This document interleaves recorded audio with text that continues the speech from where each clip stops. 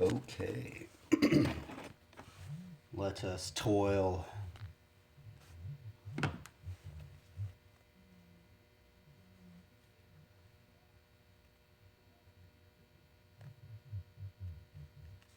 Okay, let's see here.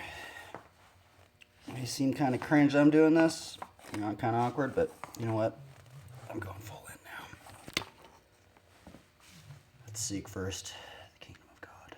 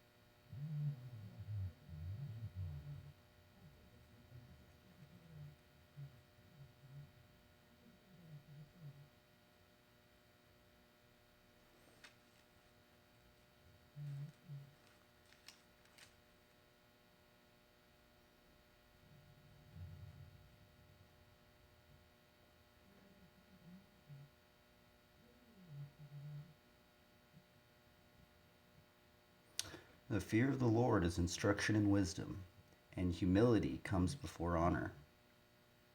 Proverbs 15:33.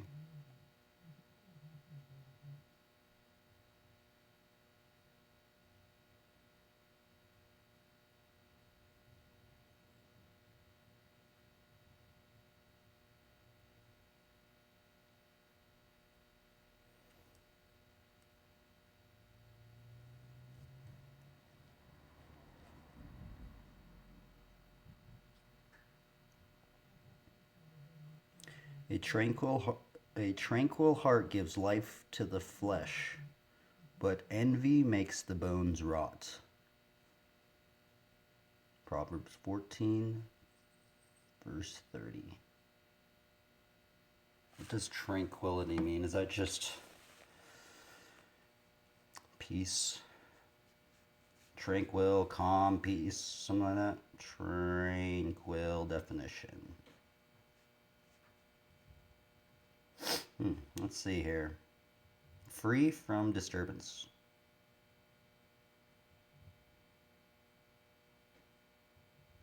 Is free from agitation of mind or spirit.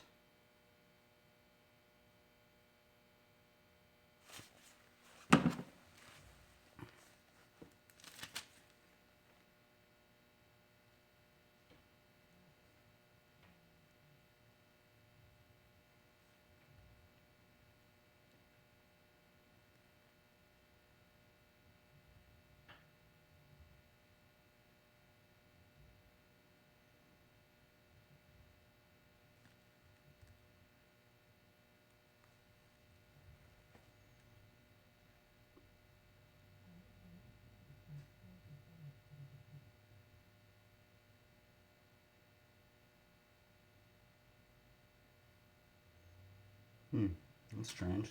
I haven't really read this one in a while. Whoever is wicked covets the spoil of evildoers, but the root of the righteous bears fruit.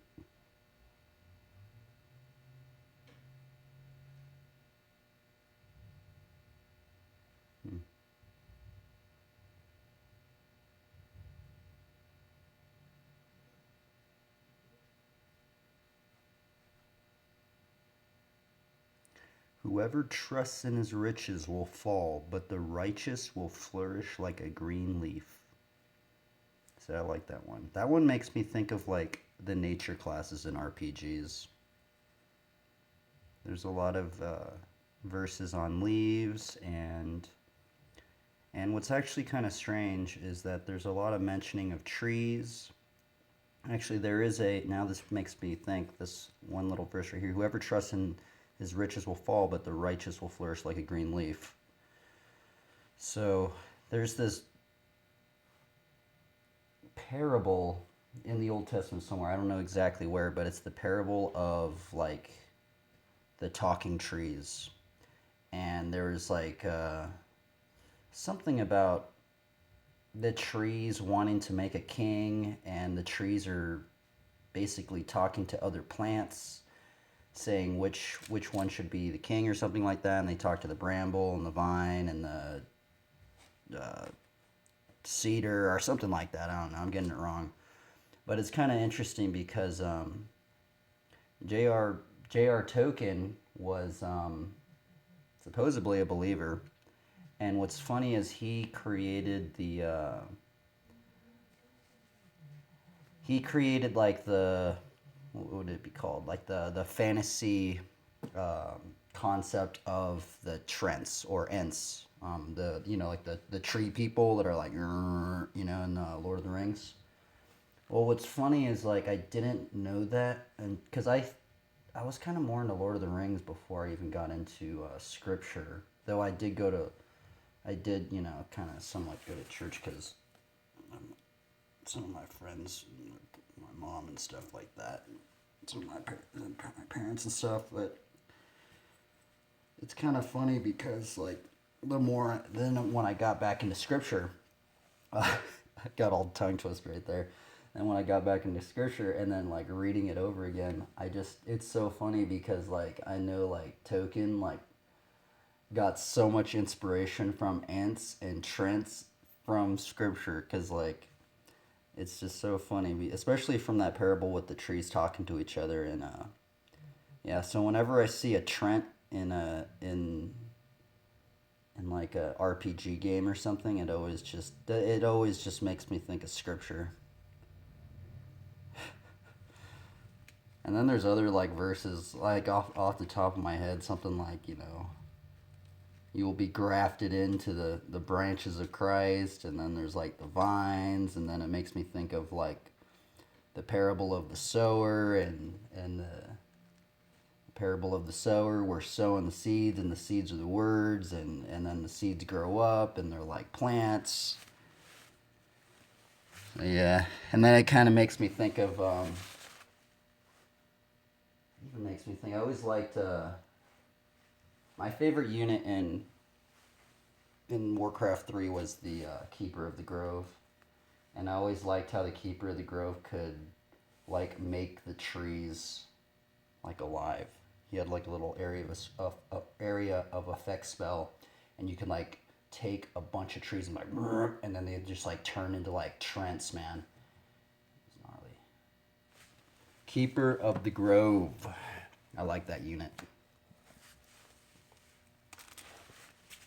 Honestly, that whole unit kind of makes me think of some scriptures too. Keeper of the Grove.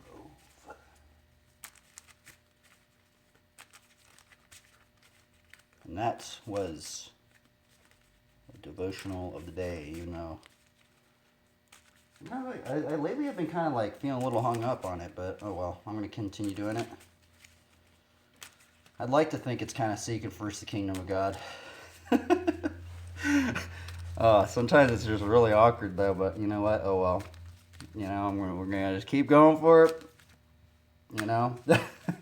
I guess if you're watching this, maybe skip past the first 10 to 20 minutes if you don't want to hear me talking about that stuff. So. But it sounds strange, but RPG games definitely have influenced me, and even my faith in some degree, even like playing paladins and, some of the nature-y classes, with even like in D&D, to become a paladin, you need to have devotion, and if you don't have the devotion, some abilities are not granted to you. They're not bestowed to you, or you can't even qualify for some of the abilities that you get and stuff like that. So I kind of see that in my own, it sounds strange, but I kind of almost try and treat that as in my own life. So, and I mean, in some weird way, because I know, well, not all paladins in all games, but I know that, you know, like in WoW, and I think even in D&D and some other RPGs, but, you know, paladins cast spells, you know, and kind of like in the beginning, because you kind of want to go in with, like a blessing, you know, and, you know, like if you're playing WoW and you're playing the paladin, you know, you want to bless up before you go in, so, like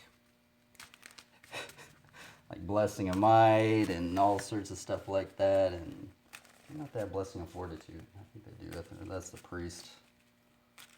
So, and we are spelling words because we're reading words, and we're reading the spelling of words. We have to make sure that we keep guard for bad spells, because they are out there. There are bad spells out there. I think a lot of spells too just make you just maybe more confused than anything, maybe at times.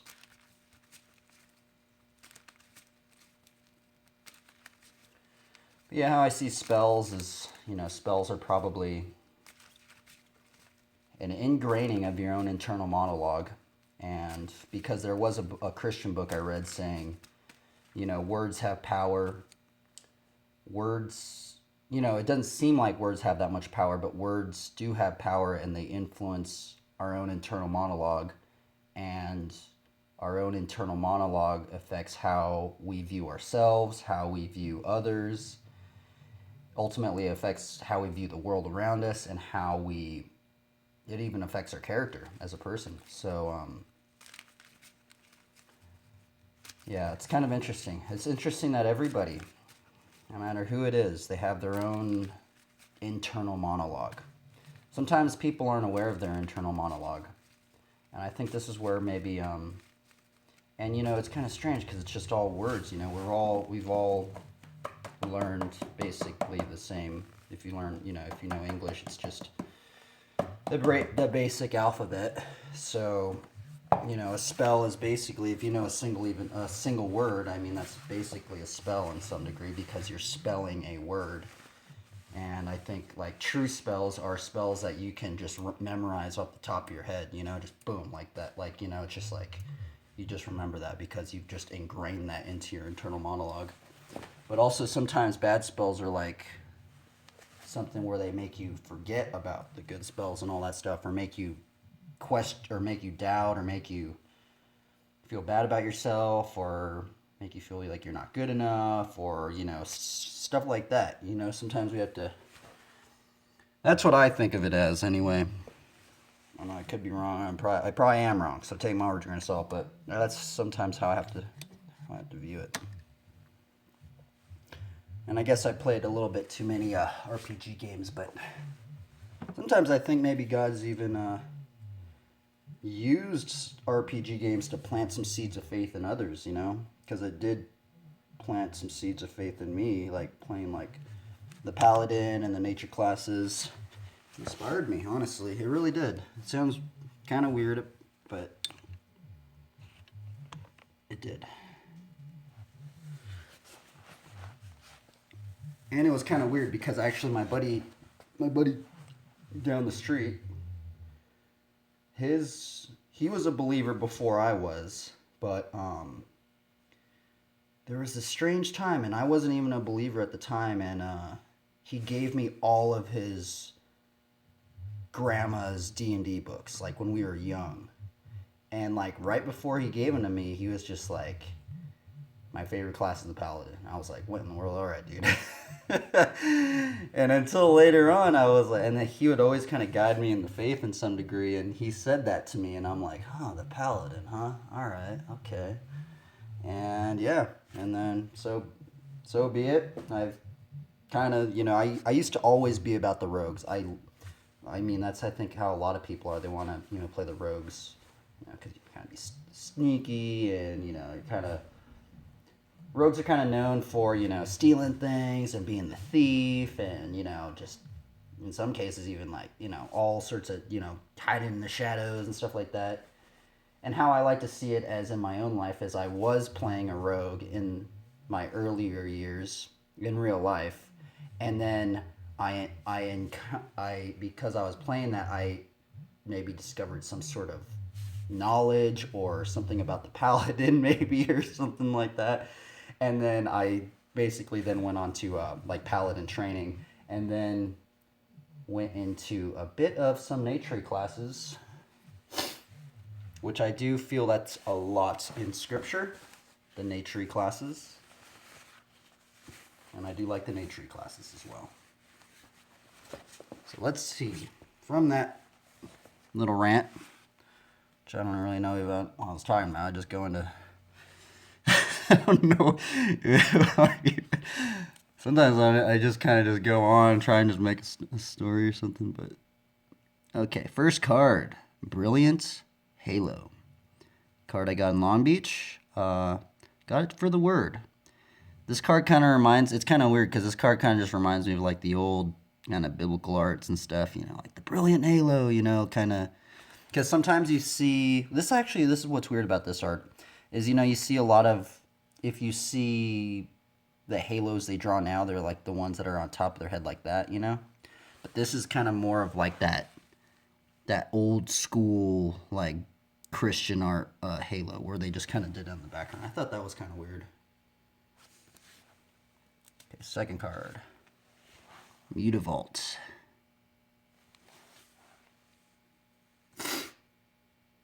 Look at this is the flavor text on this one. Some worlds possess a hidden core where life's essence constantly surges. Mutavault. Number 2, okay.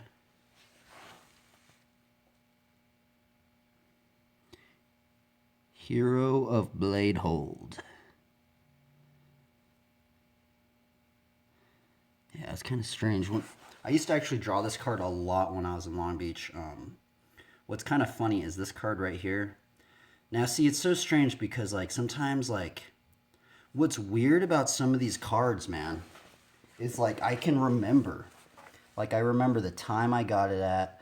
I remember sometimes even the situations in life that was happening to me. It's so weird. I've actually never... It's kind of strange to think about that, actually. But yeah, this card. So I used to basically live in my car in Long Beach, and I used to always... I had the same set right here. The same set in Long Beach. Not all the cards are the same, but a lot of them were. But I used to draw this card a lot. And I met this, like... this chick, and I don't know if she was Mormon or something, but I know her parents were super Mormon, which is, I've actually known only 2 people from the LDS church, the Church of Latter-day Saints. But yeah, this chick I met was so mysterious because she would just she was like this card right here. Like, she would just go around and, like, on her Big Ripper, and she would just do wheelies and just, like, go and, like, I would just, like, what in the world? This chick's gnarly. And yeah, and I did end up befriending her. And what's super, and I would just, like, see her in so many mysterious places. It was very interesting. But yeah, what was interesting about this whole scenario is, she knew that I was living in my car. And it was so weird because then when I moved back, she moved to Australia. And then get this, she started doing the same thing. She started living in her car, and she just goes around all the beaches in Australia. And she's just living in her car. And I'm just like, what in the world? And I don't know, kind of strange. But yeah, this card right here, I used to draw this a lot, and then I'd see that chick, and I'd be like, what in the world, bro? Like, that's strange. Not supporting like anything of the LDS church, because I don't really know too much about. I mean, I know it was like Joseph Smith, and he had like a a seer stone. Some said he got into like the occult, like in the magic aspects of some things. But so and then there was another. So that this chick and then another dude that actually rode BMX. He became a missionary for the LDS church, and he was a booster. That's actually very strange. The two Mormons that I actually befriended, they both ride bikes. Oh my goodness, that's hilarious, huh? And it's kind of funny because they kind of go around on the bikes, maybe. But yeah, my buddy I met in El Dorado, he was a freaking booster, man. Like he showed up, and you're like, dang, bro, you already know that this guy like grew up at this park because he would boost out like 7 feet on the hips and stuff, and just effortlessly. And I'm like, dang, man, that dude's gnarly. Yeah, so it's very interesting, and so interesting that just one little like, just drawing this one card right here. It's like I remember like so many things that happen in life just from drawing this card. Hero of Bladehold. So funny. And this card's actually really gnarly because let's see, what does this card do? Battle Cry. Let's actually read what this card does. Battle Cry. This creature attacks. Each other attacking creature gets +1/+0 until the end of turn. Whenever Hero of Bladehold attacks, put 2 white soldier creature tokens onto the battlefield tapped and attacking. Yeah, so this one's gnarly. So you go in, and when you attack with this one, like you bring out 2 other things. And that's so strange, man. That's so weird. That's so bizarre, man. Because then I met 2 biker. I don't even know, man. That's just a little trippy right there to me. And it's like, I'm not even like making this up. This is like something that happened in my life, and I remember it because I used to draw that card a lot. Oh, that's funny. It's so funny that I'm just documenting these thoughts. It's so bizarre and weird, but I don't even know. It's really cringy, and it's really awkward. I'm not gonna lie. But you know what? We're gonna keep doing it. So I like this one. What's this one? Frontier Guide. So strange that chicken was even. Anyway. So this one is done by Wayne Reynolds. It's actually very interesting. So he's actually one of a very staple MTG artists. Look at how detailed this card is, and how crisp, and how just solid the design is, man. Is that not a beautiful artwork? That's like a lot of work. Like that's just not something there's some artwork that, I like all artwork, but also, you can kind of tell when something is just kind of splashed together and they're like, oh yeah, I did this. It's just like, but there's some artwork and you can kind of tell like, man, this dude put a lot of time into it. Like he put a lot of work into this. Like, that's why some of the abstract stuff kind of trips me out. I do enjoy like abstract art, but honestly, I see like a lot of like this kind of art is abstract as well. Like the background, it's abstract. Even these leaves over here are kind of abstract and that. But some artwork I see that they're selling for a lot, I'm like, bro, dude, it looked like you could do that in 10 minutes. Like, and then it's like, so you look at this and it's like, man, this dude like put some work into this one. But it's kind of weird about Wayne Reynolds is I've said this on many previous streams, but out of all the MTG artists, Wayne Reynolds right here, he's kind of like the first to start somewhat subtly. Actually, it's not even subtle anymore. He is kind of proclaiming the faith with his art a bit more now. Like he's drawing some pretty gnarly stuff now. Very interesting. Frontier Guide. Okay, that was 1, 2, 3, 4. Number 5. Ooh, Twilight Drover. I like this card. Look at this one. So this one's cool because like, sometimes I just gotta love like the, like the fantasy. I'm not even gonna lie. Sometimes I feel like if this type of art style and stuff wasn't even around, I don't know if my faith would be as I guess zealous and as it is because I kind of treat these cards almost as like a visual vocabulary, a new visual vocabulary to inspire me in scripture to keep going, because unfortunately, a lot of people's visual vocabularies of the faith is very negative, because of politics and all sorts of, stuff that, and there are a lot of wolves in sheep's clothing. So scripture does mention that there is basically demons guised as believing Christians, even going so far as the devil himself is even mentioned to be masquerading as an angel of light to deceive people. That's very interesting to think about, huh? Imagine the devil in congregations, even in places of leadership of believers, intentionally there just to stray them away, In some cases, I think that's happening, in politics and maybe other areas of the faith. Who knows, though? I can't say. I do know there is a scripture saying, I don't know, something like, you shall know them by their fruits or something like that. I don't know if that's pertaining with that verse that I just said about the demons and stuff. But yeah. But yeah, this card's interesting. It's like almost like looking into the spirit realm. The spirit realm. The portal into the spirit realm. Or just a faint glimpse. Sometimes I even see these as like faint glimpses. And I know, here's the other thing, is I do know, this is why it's kind of cringy, because I do hear a lot of negatives about like the tarot cards and stuff like that. But I will say that this is not a tarot set. I'm not, in some cases I don't want to be, it's not like I'm doing a tarot right now. I don't want to say it's a tarot.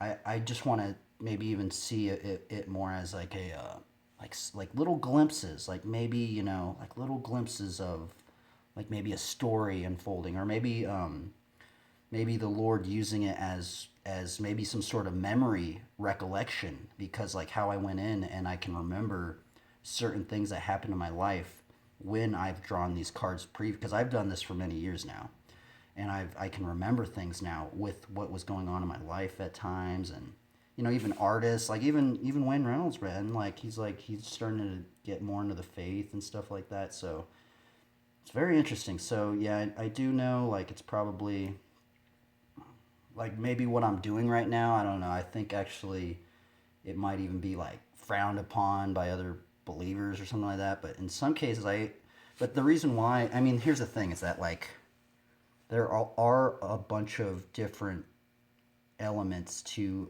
MTG and like the cards that you pick. And I've handcraftedly picked all these cards within this set to kind of like, because like there is like another, there's like a whole nother realm of cards I could have picked. But I try and I picked these ones because they kind of inspired me to keep going. So well, that's kind of strange, huh? 2, 3, 4, 5. Let's see. 6. Okay. It's actually one of the newer cards I put in. Mounted Archers.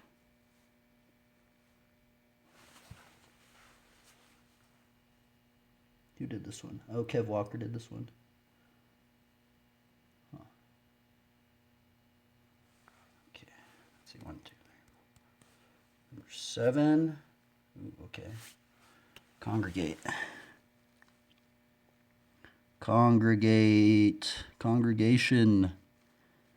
Look at that, man.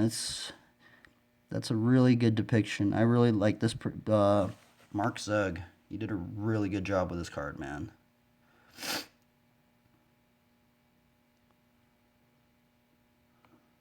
Yeah, dude, this is amazing artwork on this one. Like, it's just so cool, man. Like, so much work went in here for.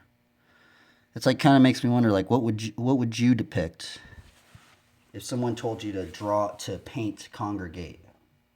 What would you depict? And this is how Mark Zug depicted the word congregate. Let's actually look up that word. What does congregate mean? It means just basically what? Just coming together? But is it like, is there a scriptural sense of congregate, or is it just you're just hanging out? Like, what does this mean? Gather into a crowd or mass, communal. What about congregate Bible definition? Congregation, assembly of persons, especially a body assembled for religious worship or habitually attending a particular church. The word occurs more than 350 times in the King James Version of the English Bible.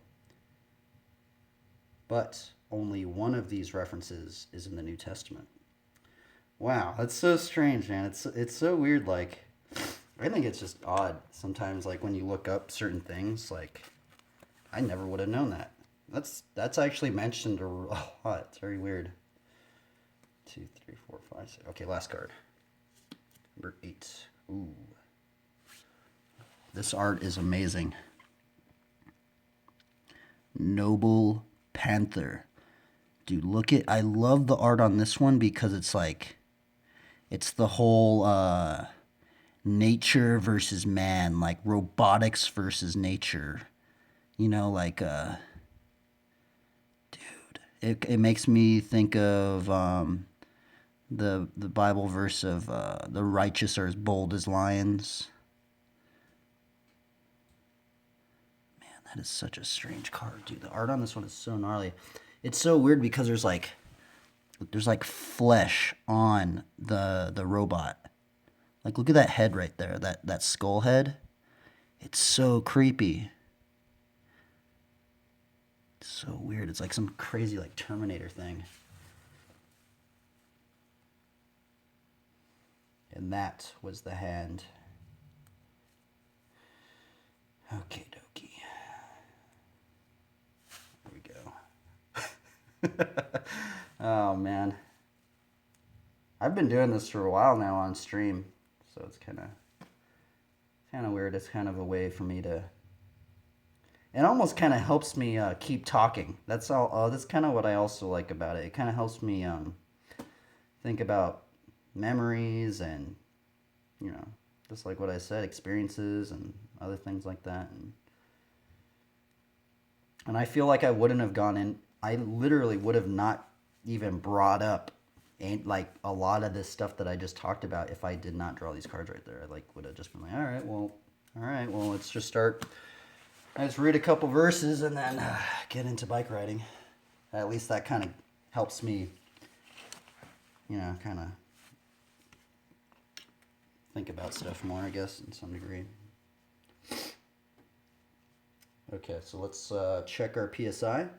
So one thing I did learn in Long Beach from actually riding with other Flatlanders, used to ride with Ryan Russell. Ryan Russell was actually the very first Flatlander I ever met. Check him out. He's an amazing Flatlander. Can do nose manuals, pedal hang fives, and multiple whiplashes into hitchhikers and turbine hitchhikers. It's ridiculous. I literally have given up on those tricks. So I've given up on a lot of those tricks. I wanted to actually learn that. Those were actually some of the first tricks too. I wanted to learn, like multiple whiplashes and like the kind of like the hitchhiker stuff. I don't know if I just wasn't good at it. That wasn't for me. Maybe it takes a long time, but I kind of gave up on a lot of those tricks and I kind of went on a different path. And then I used to ride with Rich Slezak. He's an old dude from, I think not too old, but like from like the 80s. He used to ride, I think maybe not in the 80s, maybe in early 90s, but he still shreds. He's doing like crazy backyard combos into like crazy hang five to multiple whiplash to double-footed hang 10 no-handers. Like, it's pretty crazy. Then I used to ride with Gabe Weed. Gabe Weed used to ride for GT, and he was actually another dude actually that I think used to do the switch with Stickbees. But yeah, Gabe Weed, he used to ride for GT. I think he even was in the X Games back in the 90s. Now he runs a bike shop in Huntington, I'm pretty sure. Pretty sure it's maybe Huntington or Newport, and it's called Cheap Goods. And then there's this other dude. There's actually a couple of, I kind of don't really remember their names, but there's like three other, maybe four other riders. Oh yeah, and then there was Chris Bohm. He was from Germany. I only got to ride with him like three times, but he was really cool, and just seeing how he rode in person like was just incredible. And he's been helping me out a lot too. He's kept me motivated, and he recently got placed, I think, in second for the some sort of Red Bull competition. Yeah, he's now out back in Germany, and I think he runs like some sort of like Flatland school or something. I don't know what he's doing. But yeah, then it's strange because like from where I'm at now, like there's actually only one other Flatlander that I kind of Flatlander, like old, that has like a Flatland setup and trying to learn some of the main staple Flatland tricks. And it's just strange. It's so weird to me that out of all these years, literally all my years growing up riding, I didn't really meet any Flatlanders until I went to Long Beach. I think I might have seen one here a long time ago, but I don't really remember. I don't recall, like being friends with any of them or anything like that. So it's very interesting. But I think what's the most interesting part about it, which kind of trips me out, is that you can learn Flatland in so many areas. Like I've seen people do Flatland in like an 8x8 square. I've seen people do Flatland in a room. They just took everything out of the room and just rode flat there. And a lot of these tricks, I think what's kind of cool is like a lot of the street riders, like like Courage Adams, even like Kevin Peraza. There's a lot of street riders right now that are like getting into some aspects of Flatland. Like the hang five, like whiplashes. I've yet to see people bring out the multiple whiplashes a lot, because the hard thing about the multiple whiplash. So I'm going to tell you right away. If you want to learn how to do a multiple whiplash, first off, you need to have 2 pegs in the front of your bike, but also you need to learn your hang fives just perfect, like dialed, like every single time you got to have your hang fives. But also, not only that, so the dude that got second in X Games recently, he has a how-to, or he was in a how-to, and he said to learn multiple hang fives, you have to learn how to hang five switch on your switch foot. And that is ridiculous, because like it takes so long. It took me I don't know, for me it took me it felt like a year to learn how to hang five. So you can only imagine a year, maybe then it's going to take, it won't probably take that long, because if you already know how to hang five, then I bet you could switch foot hang five a little less time, so maybe 6 months or so. But then because it's all about like weight placement, and you have to like counterbalance everything. So when the bike comes under you have to put the other foot on the other peg and then counterbalance the weight on that one. And all while it's going around, you have to make sure that you're counterbalancing everything, and it's just so weird. It seems so easy, but it's very, very hard. And I've given up on that one for now. Okay. I just totally went on like a crazy rant. Oh well, I apologize.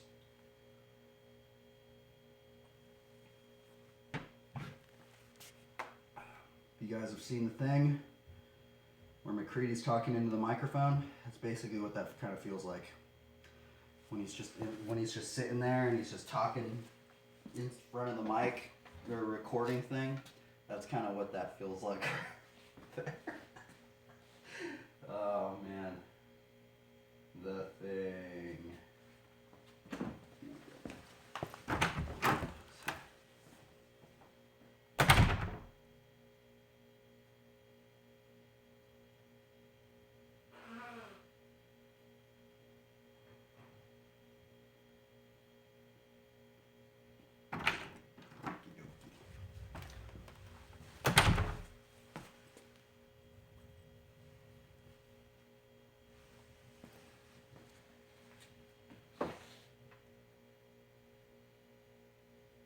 Dude, it'd be dope. Oh man, it'd be so cool to learn multiple whiplashes in here. Like, imagine just doing a multiple whiplash in here. Man, it'd be so gnarly. I cannot even imagine this.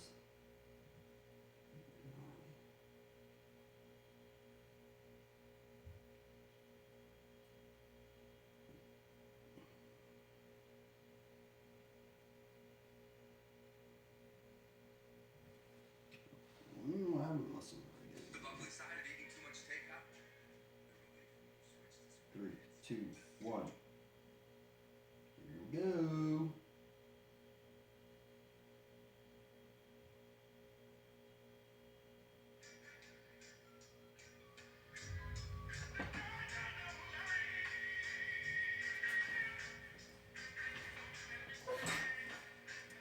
Oh yeah, I need to check my PSI.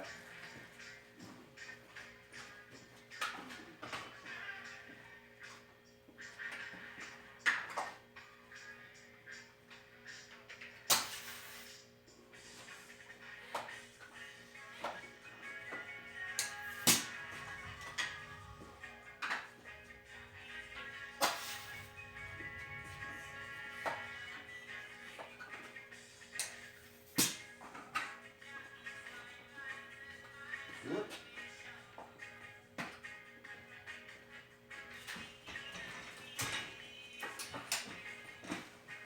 Okie dokie, let's do this.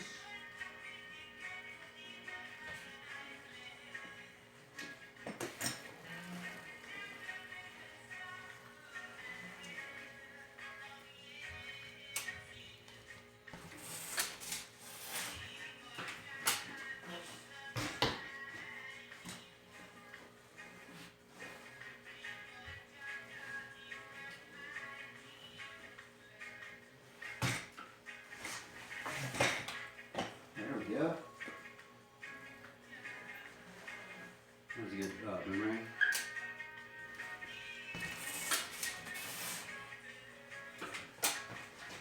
Oh, I keep messing that up.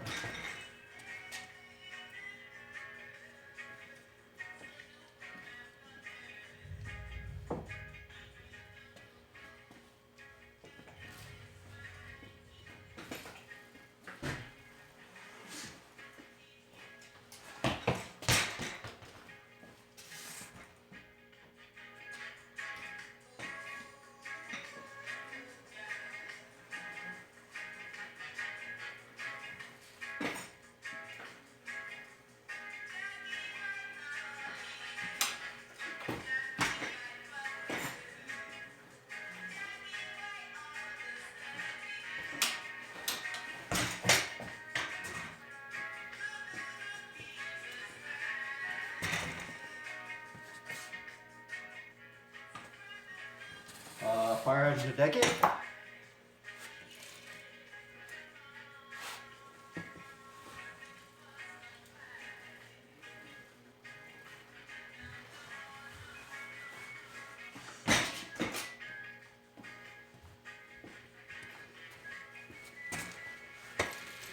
think I gotta just do a decade first before I get into that.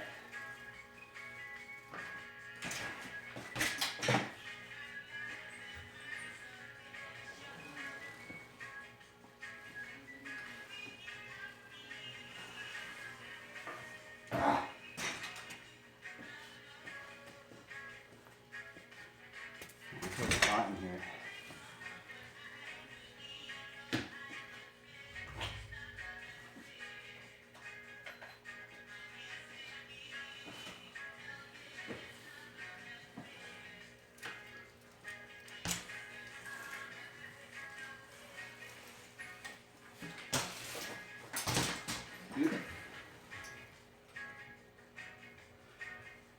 Double fire hydrant, first tee maybe?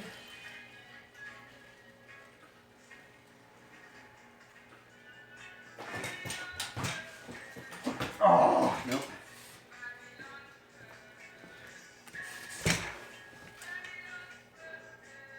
Man, reggae always talks about Babylon. I need to do like some more studies on Babylon.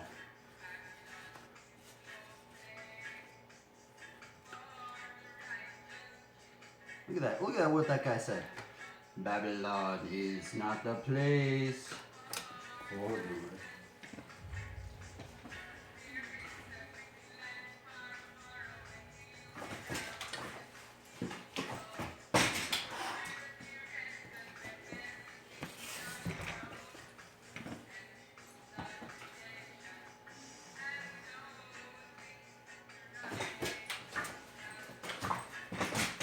There we go.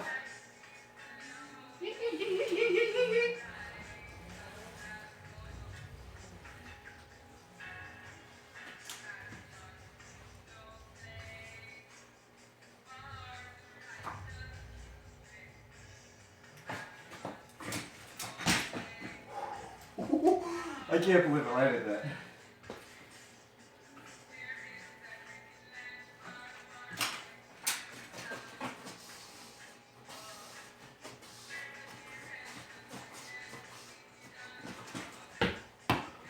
Oof.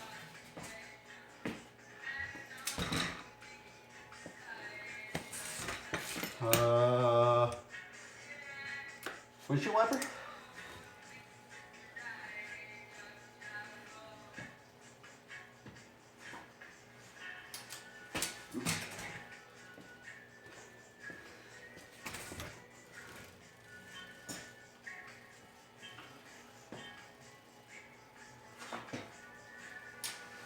Oh my god.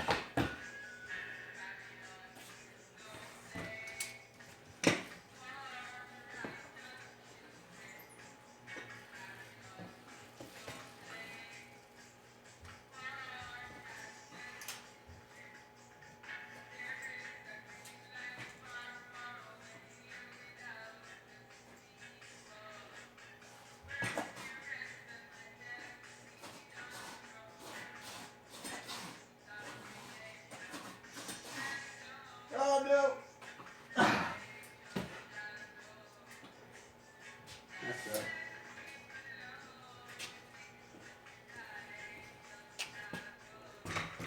I need like.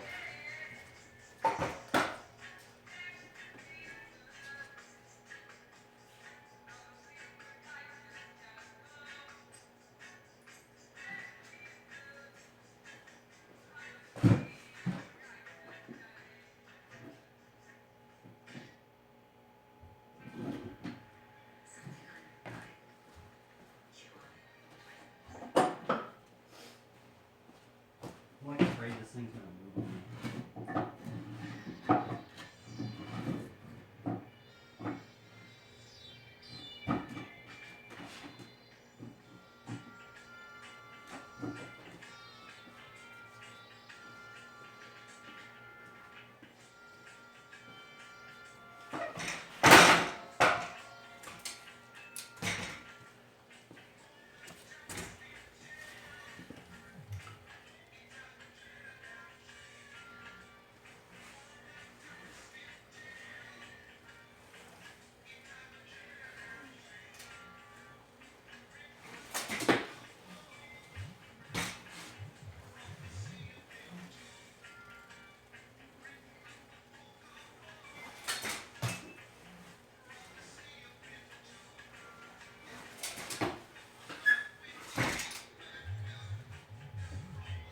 I need to learn Megaspin to a decade.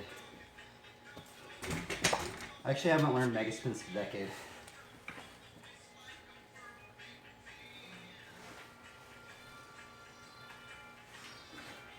Oh, I'm scared. I don't know how they do that.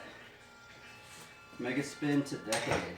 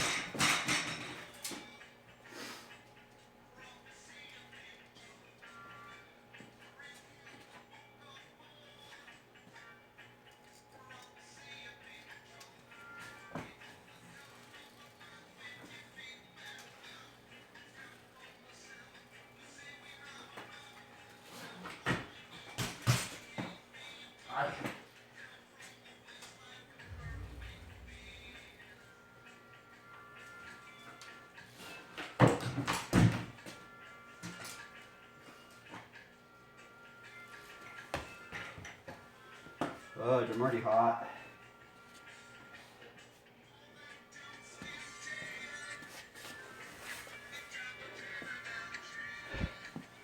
You should start the Reddit stream.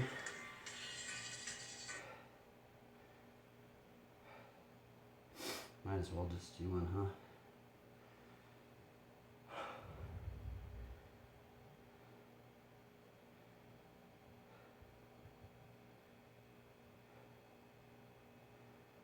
Okay, let's see here. How do I do this? It's like strange. You have to like click on it while it's going on. Where is it? It's so strange like how that works. Where is it? Come on. You have to like see somebody like streaming it to do it.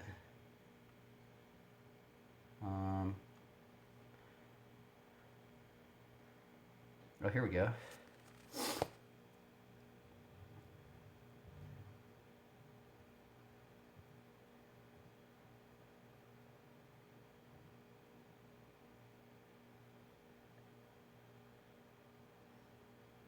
think I'm gonna go with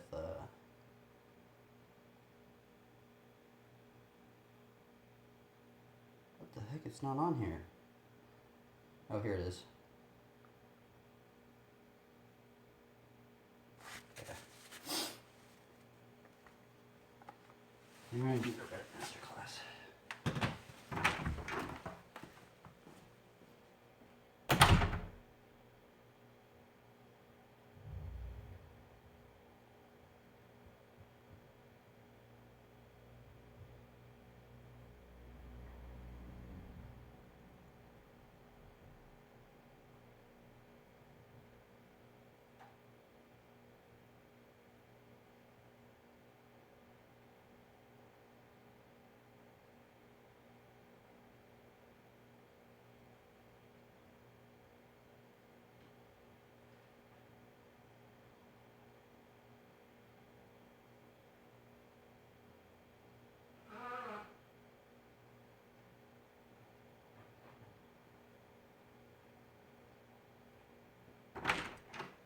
Okie dokie.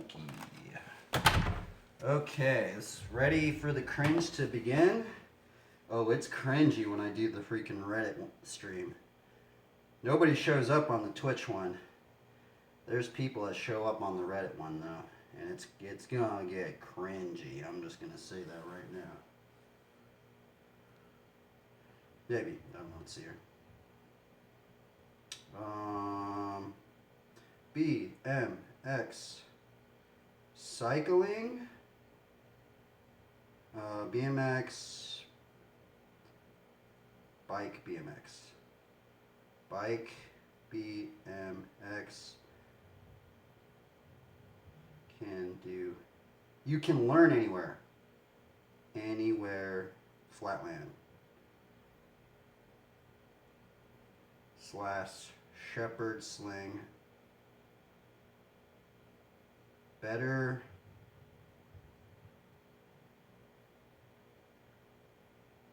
cleaner stream at on Twitch at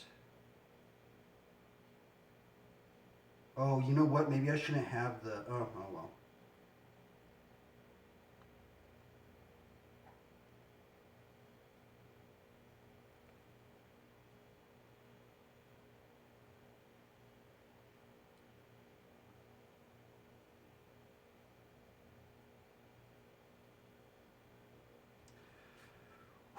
It's gonna get hot in here, man. It is, I know. I gotta like pace myself. Yesterday I like expended so much energy. So I gotta like just take a bit more breaks. Okay, let's see. Let's do this.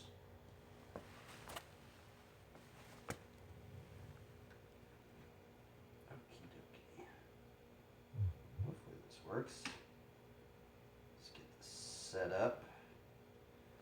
There we go. I guess we got a little more down like that.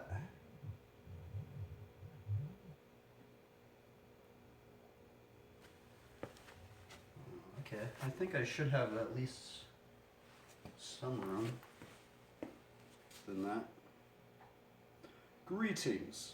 Welcome to the Flatland course, where you can learn how to do flatland in a 15 by 15 foot square.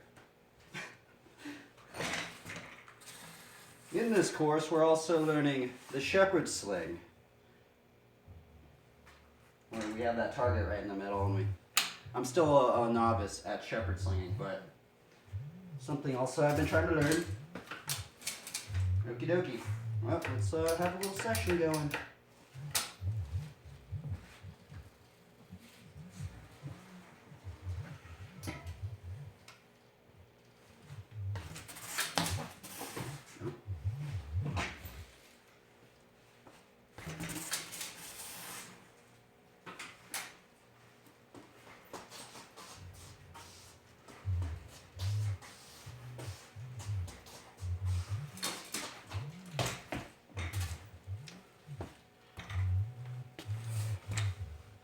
I gotta remember to pace myself today. Okay, and then we also have this stream going. 2 streams going. This is gonna be gnarly.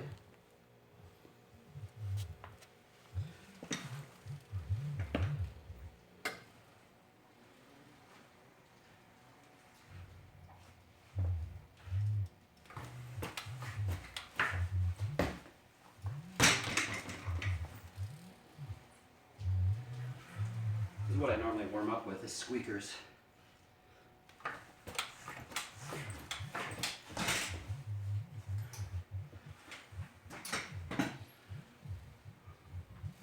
Okay, let's see, how far can I be in the frame? When do I... Okay, so I could be over here. I guess I kind of lose the... Be over here.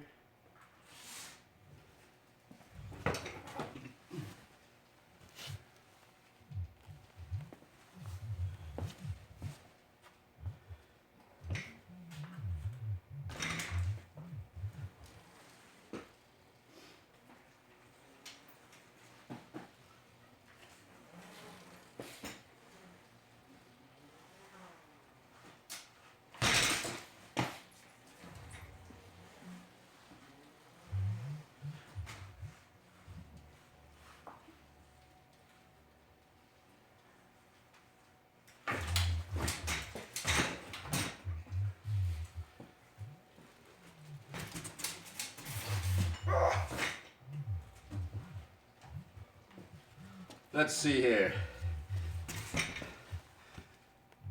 No local skate parks? I do actually have a local skate park. The only thing is that my internet, for some reason, I can only do streams on Wi-Fi. So that's just the reason why I'm not. I actually wish I could stream at the skate parks. That's actually when I first started to do the bike streams. That's what I actually wanted to do. And like I tried it, and it would work for like 10 minutes, and then like I run out of like internet or something. so now I'm confined to the Wi-Fi thing. It's kind of a blessing in disguise though, because it kind of keeps me riding flat.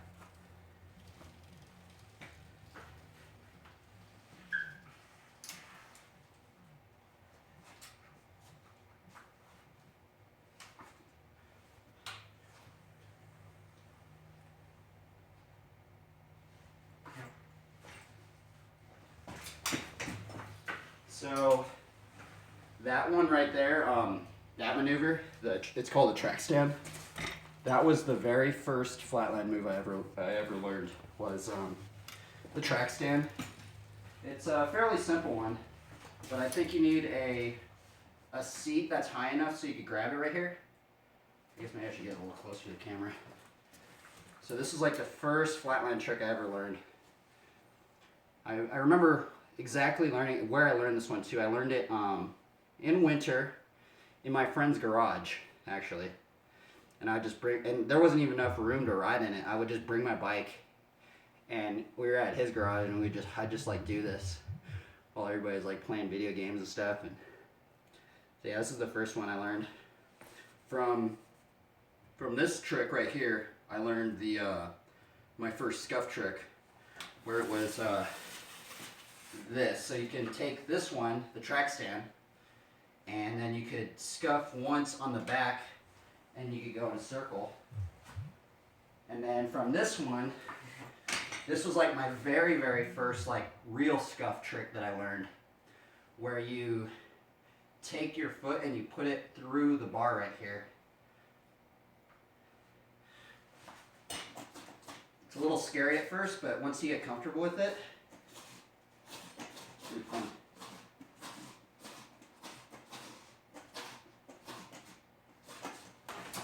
Oh, didn't land it. To get out of it though, you have to take your foot. I normally place it on the peg. Some people place it on the pedal. I normally take my leg out and place it on the pedal. Peg. Lock peg.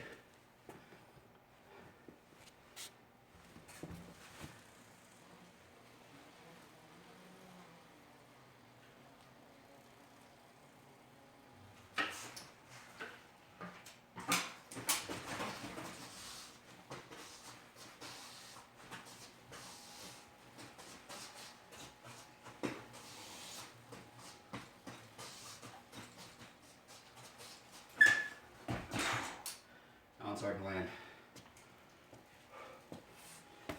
I always have trouble landing that one.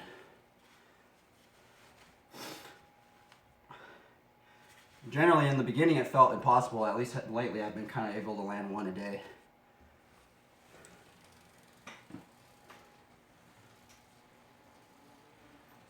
Let's do some kickflip variations. Kickflip. We got that one. We have the bunny hop kickflip. We have the tail tap kickflip. We have the tail tap reverse CT kickflip. Oh, rebate.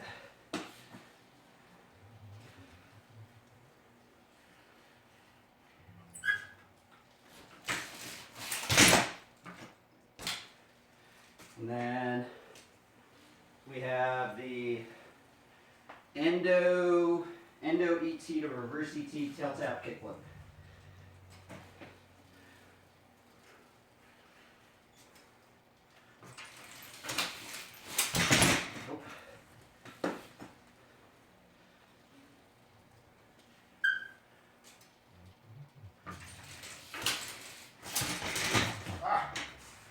Can't get it. I need to take a little breather.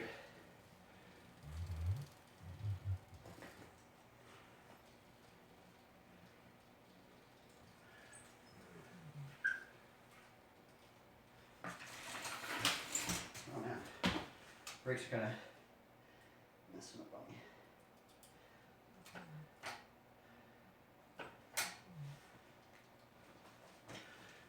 I think I can land this one. I'm not landing right now.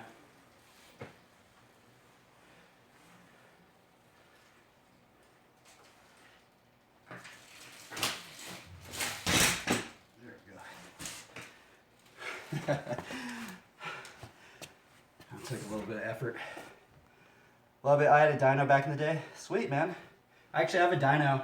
Actually, you want to see my dyno? Yeah, I'll show you the dyno I have.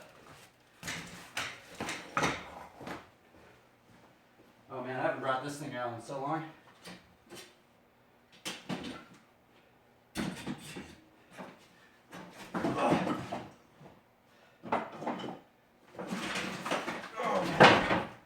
Okie dokie. We're bringing out the tank.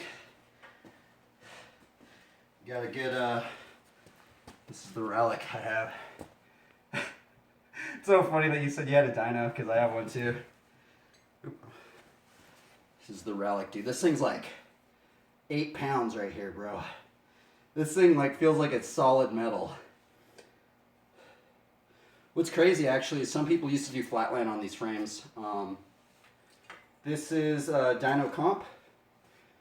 I think an off branch of the GT Performer. But look at the back end, man. That's a 14 back end. It is ridiculous. 14 back end. I think it's like a 19 top tube. He's a tank. Actually, let's compare it to this one. Wow, dude, that's so strange. Whoa, dude, the back end's so much longer than that. Holy Toledo! It's so strange. The back end's longer, and then the top tube's actually shorter. Super interesting. I have tried it out though. I kind of gave it up because it's just too burly for me.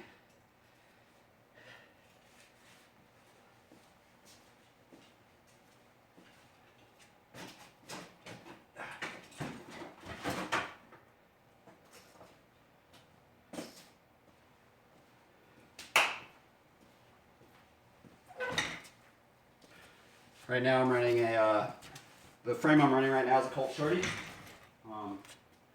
Shout outs to Robbie Morales over at Colt Crew. He hooked it up with this frame, so shout outs to him. Appreciate it.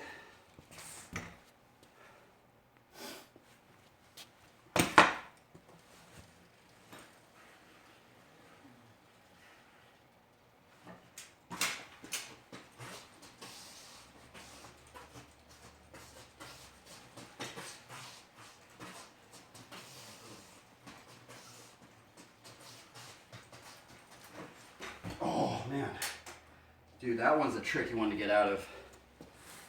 I always have trouble with that one, man. Let's see, mega spin to boomerang.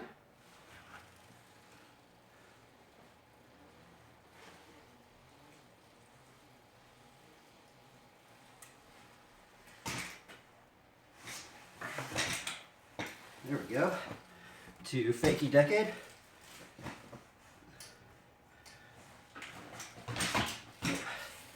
Almost.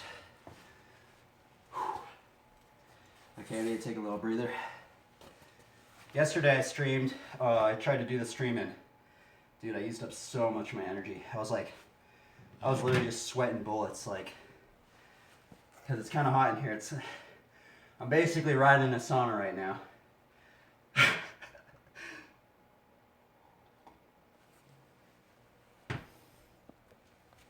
Maybe what I should do is I should do like the more labor intensive tricks and then do like kind of a chill trick, you know? Because it's like more like a chill trick. Like some more, what's it called? Track stands.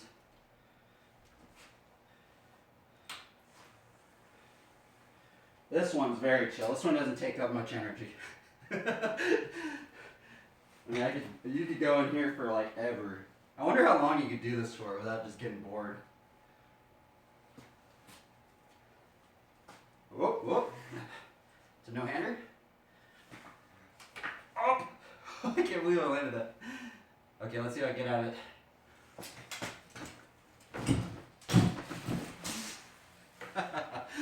Those ones are fun.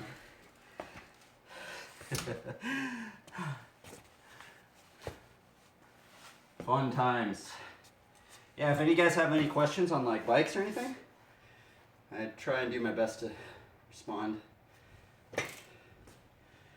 I do think bikes will somewhat help to heal and restore the earth, even if like you're not really commuting for your job or anything, but even just getting more people to ride bikes or skateboards or scooters, anything like that. If you're about climate change, you know, here's the weird thing about, I think, the bike industry. Bike industry, skate industry, probably even the scooter industry. The more climate change arises, probably the better the bike industry is going to be.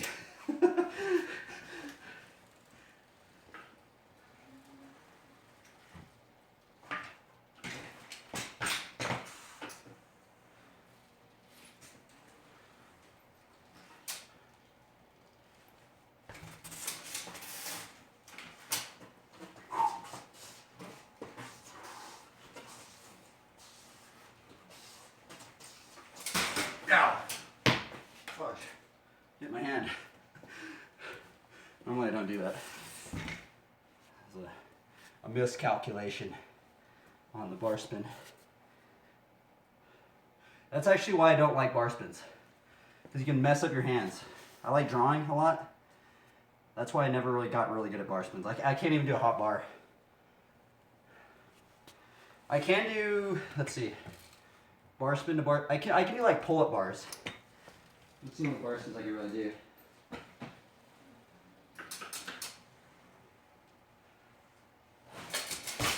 Whew, that was close.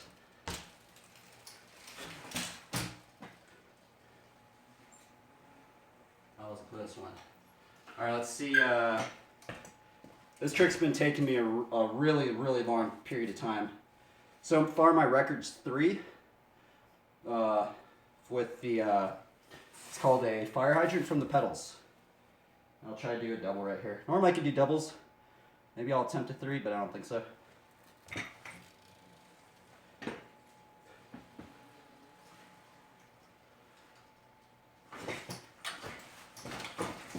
Oh, almost. It's basically a variation from the foot jam whip. Let's see here. Your bike moves are really good. Oh, thank you. I appreciate that. There's been a lot of time invested in this. But it sounds a little weird. If I don't ride my bike, I start going crazy. Like I feel like I have so much energy that I just need to expend. Okay, let's do this one over.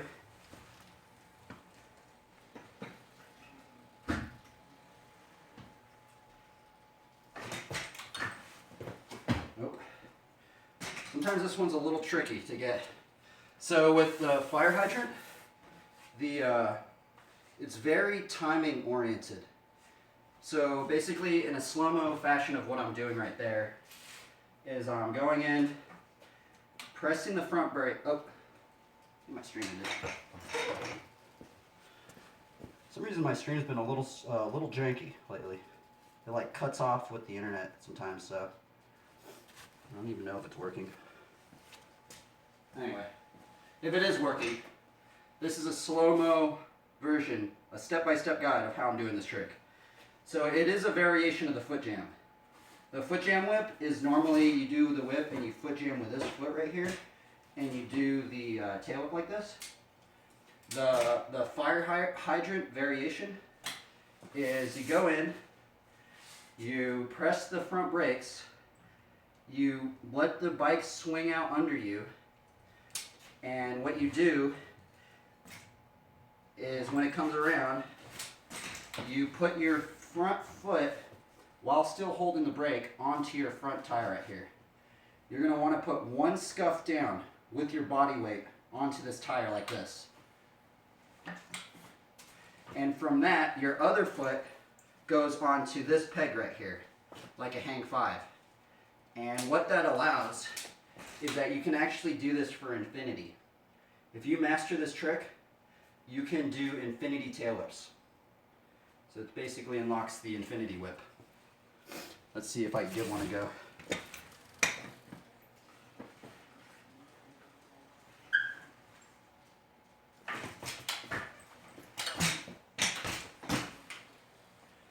So that was a double.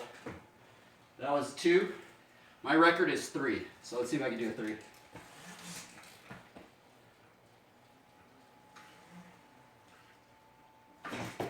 Nope. It's very, there's a lot of variables in this trick. Doesn't seem like it. It probably doesn't seem like there's a lot of variables, but there are a lot of variables on weight placement. Like weight placement on if you're this side of the bike, if you're on this side of the bike, if you're forward, if you're too lean back. There's variables on how fast you're doing the front brake, and yeah, and actually how much pressure, how much weight you're putting on this scuff down here. There's a variable of that. Oh, sorry, I didn't see this question. I'm kind of like, I'm doing this on my phone, so it's kind of hard to see. Nice moves. Keep on practicing. You know what they say, the more you practice, the better you get. Oh, indeed, yeah. I mean, I try to like think about it that way.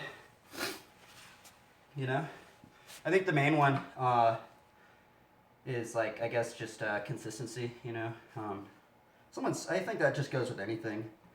Like, even if you're really bad at something, like if you just stay consistent with it, you know, and just go over the hurdles, sometimes I think some cheesy quote of like, you know, our failures are the what is it? Your failures are the sprouts to success or something like that. I don't know. What kind of bike do I have? I have I'm pretty sure, I don't know exactly what frame this is. So I did get this one from Robbie Morales over at Colt. It was raw at the time. I think it might be a Colt Shorty or a 2 short maybe. I don't, it's either a Shorty or a 2 short. It's 20.75. I think I'm not too sure about the back end length. I do have some modifications on this bike. I did run my stem upside down. I have gyros, I have some grips up in here. I'm running one Flatland peg.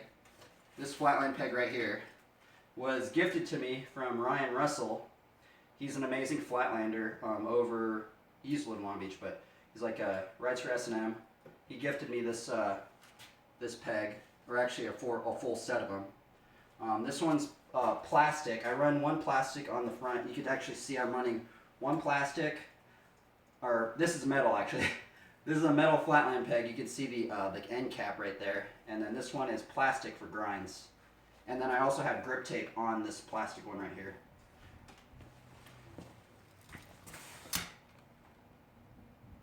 Sounds like chem teacher's name. He got arrested for cooking meth. Oh my, he been hitting that pookie, huh? Oh my. Everybody out there, beware the pookie.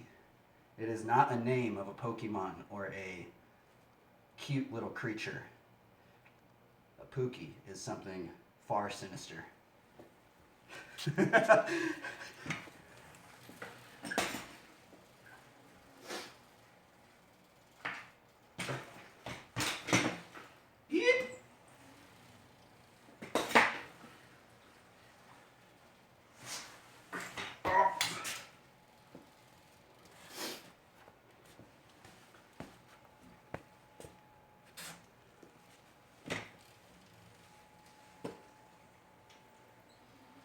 I kind of just like lost what I was even doing. Okay, here's a old school I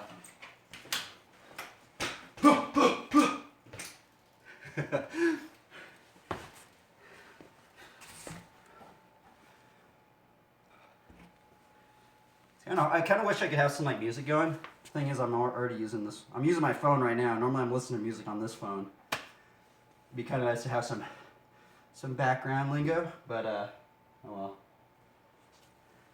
Oh yeah, I forgot. I was gonna do. I also do Shepard Slinging. I don't know if I really don't know how I'm gonna show that on the stream, but I do that as well.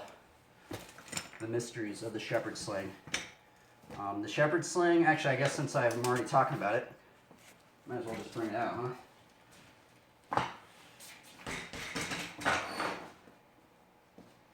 Okay, let's see here. How am I going to film the Shepard Sling? I don't know if I can, honestly. Dude, I don't even think I can. Maybe. I guess maybe I can. Okay, so the Shepard Sling, I'm actually wearing it as a headband. This, supposedly, if anybody knows the story of David and Goliath, this is the legendary item that David used. It is called a Shepard Sling. On many depictions on artwork that I saw, a lot of people wore the Shepard Sling as a headband. And it took me a while to figure out the knot on how to make it a headband, because this thing's actually pretty long. It's about almost the width of or actually when I undo the knot, it's basically the width of my my arm span. Building a FGFS, and what is that? Is that a spaceship, man? I don't know what that is. So with the Shepard Sling, this knot right here is actually the knot that I use to make it a headband. And if you can see, so what I do is you take the knot right here and kind of go in like this and put it on my head. Boom. And you have yourself a headband Shepard Sling. I don't know if this is how David used it, but also the Balearic slingers, they would carry multiples of Shepard Slings. They'd carry them as headbands, and they'd also use them as belts. So let me undo this knot. This knot's really weird. It's just like a quick release knot, a quick release adjustable knot. But here's this knot, and it's so crazy because it's a tension knot. So if I pull on these two things, this knot it kind of goes out like boop. And now we are ready to fire the Shepard Sling. And the Shepard Sling is generally the width of your arm span right here, like so. I'm like super sweaty, so. And what you can do is this is actually made out of one piece of paracord. This right here is made out of one piece of paracord. And normally you would do this outside firing rocks, but this is actually what I do is I take one sheet of paper towel and I put a little bit of duct tape on it, and if you can see right over there, that white plate is actually my target. I will be honest with you guys, I'm not very good at it still. I've been practicing this for a while now, and I still can't hit a paper plate many times that's 10 feet away. So what you do is you place the projectile like this in this sling. Let me see if I can get this on stream. Then we start it out, like this.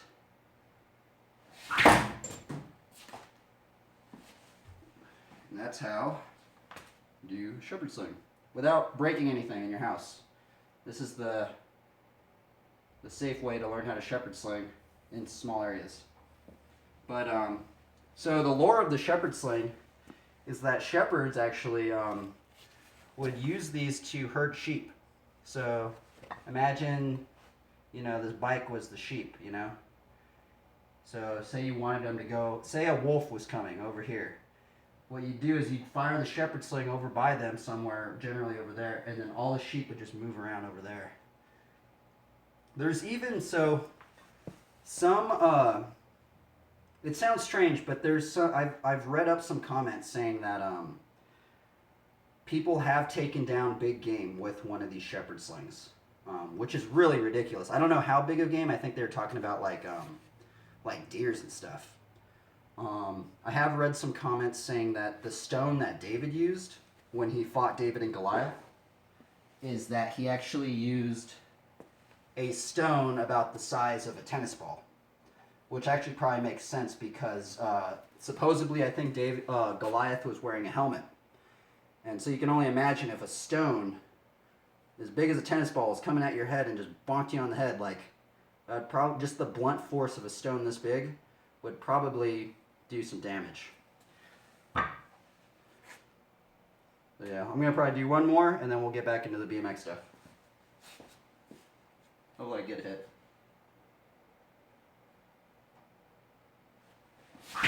Oh, that's close.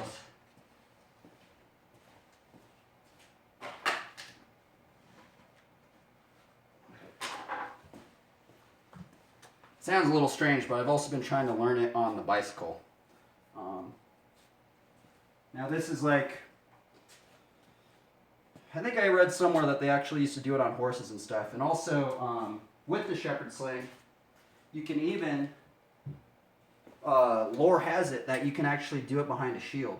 Now this isn't a shield, this is a bike wheel, but they would say that you would go behind a shield like this and you could do the Shepard Sling like so. Just give it a go.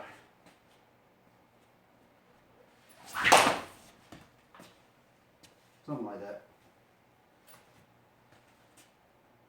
And then for the final level up, This one's really, really hard, is you learn it on the bicycle.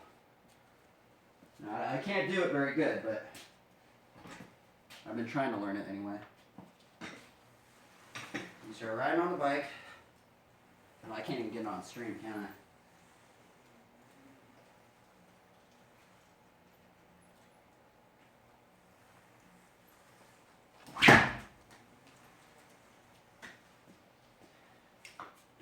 There you go.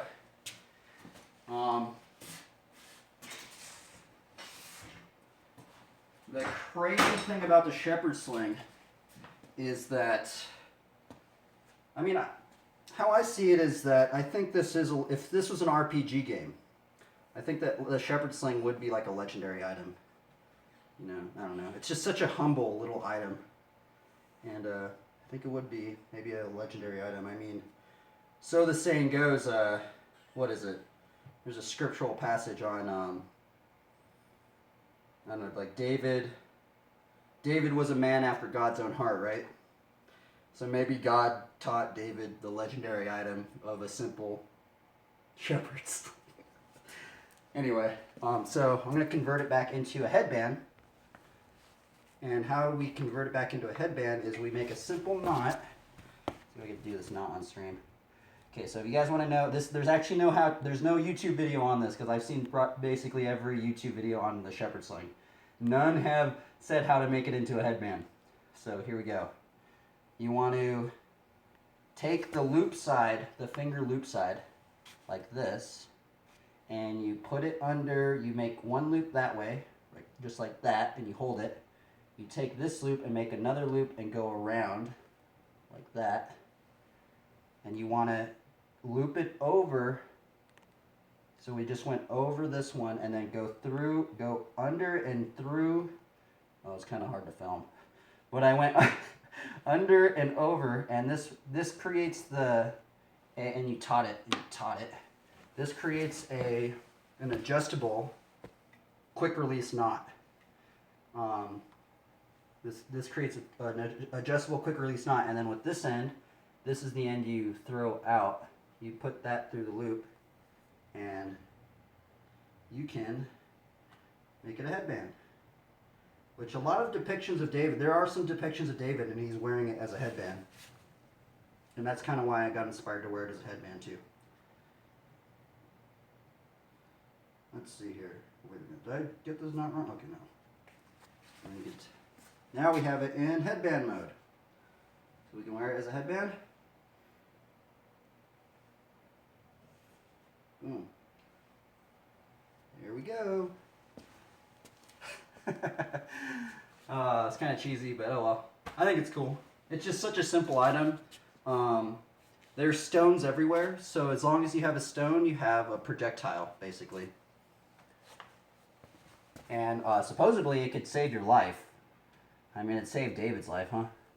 It also can ward off predators and all sorts of stuff. So now we'll get back into. Oh, oops, this is kind of messed up. Amazing. I think it's amazing. I don't know about. I think it's cool, but people might find it a little cheesy, but I think it's kind of cool. But now we'll get back into the Flatland bicycle. Yeah. That's actually a good interlude, I think. So, sounds a little strange, but this trick that I'm learning, that I'm going to do right now, basically this was the reason that I started riding Flatland, was because of the switch foot, stick B, no-hander. Kind of Rambo thing going on. It kind of is, huh? So yeah, the switch foot, stick B, no-handers, kind of the trick that got me into Flatland. Let me see if I can land one for you guys.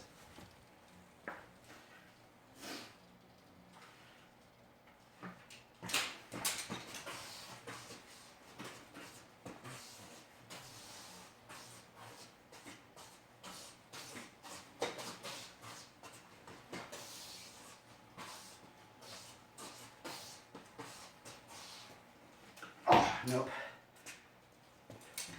That one's pretty hard to land, I ain't gonna lie. What if you miss and dude is pistol? Choose your fights wise. Yeah, that's actually the thing about I will say, if you are gonna do the Shepard Sling, be very careful because it takes a really long time to master. In some weird way, it's like, I know you need some crazy like devotion really to master the Shepard Sling, because it takes a. What's kind of weird is the Shepard Sling kind of actually reminds me of Flatland, because a lot of Flatland and the Shepard Sling are somewhat akin to each other. So like the Shepard Sling that you just saw, what the Shepard Sling actually, it reminds me of actually doing fire hydrants. This trick right here.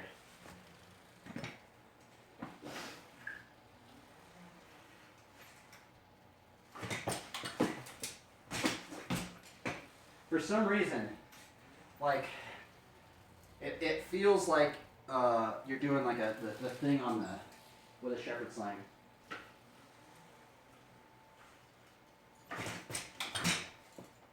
Oop.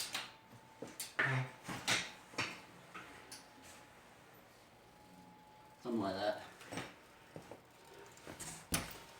When did you get your awesome bike? Actually, I got this, it's amalgamation of parts. I guess generally, I got everything on this bike right here. Mostly everything besides the grips and the tires and the tubes and this one hub guard. I basically got it all on Long Beach.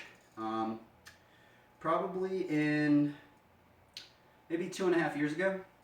Two or 3 years ago. Yeah, most of these parts generally, besides this lever or some little parts, but yeah. Thankfully, Robbie Morales kindly gave me this frame, gifted me this frame, and I've been rocking it ever since. It's been holding up very, very good.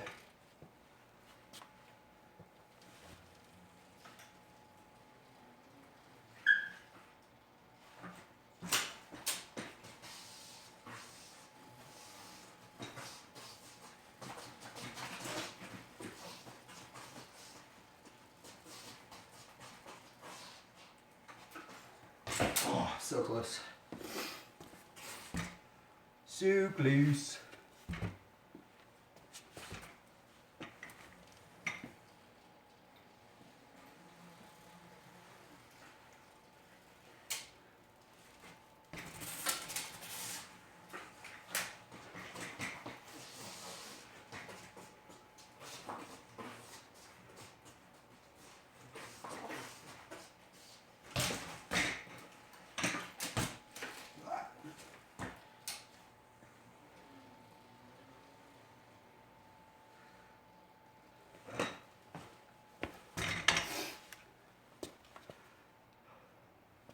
See, how long has this been going on for? 40 minutes. See, let me look at my Twitch stream. Okay, cool. Twitch is always just chill. Twitch is always chill. Okay, let me think about some of these tricks that I've been doing here.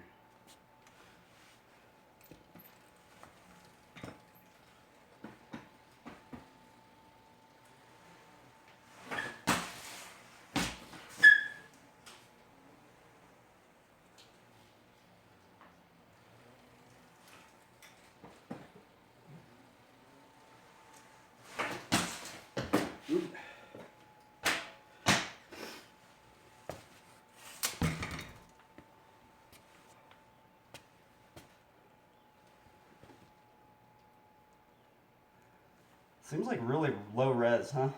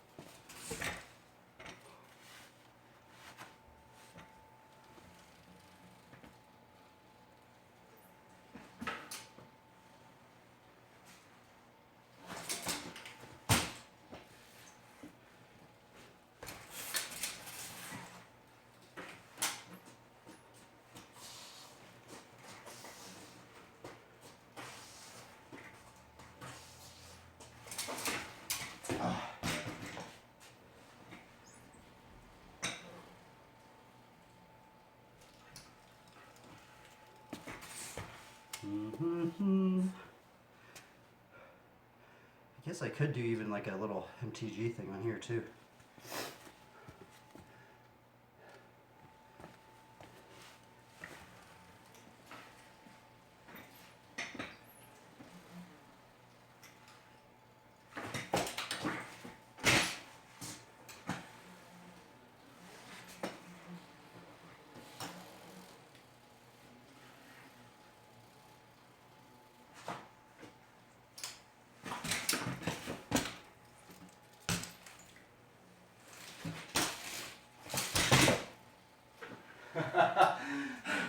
That was fun. I didn't think I was gonna land that. I haven't landed a windshield wiper in quite a while. That was pretty fun.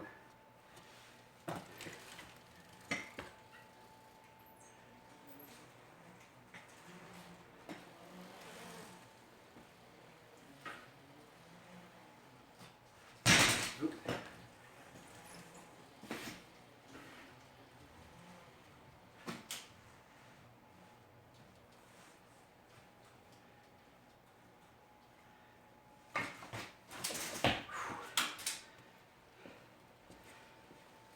I give a lot of credit to flatlanders that have their tricks consistently, because it takes a really long time to get to that point. Like, so a flatlander taught me there's a level of landing the trick, but then like there's also the level of becoming very, very consistent at a trick, you know? That's a different level, you know? Yo, BMX Ninja, is that ramp behind you? Oh yeah, it is. You want me to ride it? It's a little hard to ride in here. See, so the thing that makes this a little harder, because I'm having to have the phone long ways instead of this way. My other stream on Twitch has it this way. It's way better that way. So I'm kind of like confined in this little area. I'm already confined in a little area. I'm confined in even littler area. Let's see if I could ride this thing. Let's see it. Okay, let's see here.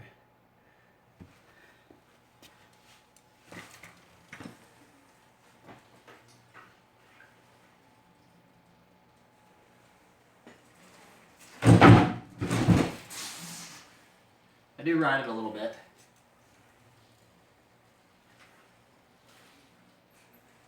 It's kind of hard though. Just so tight in here. Let's see if I can get an Abulica for you guys. I wonder if it's, I don't think I'm going to get the landing, but I think I might. Let's see here. I might be able to do it.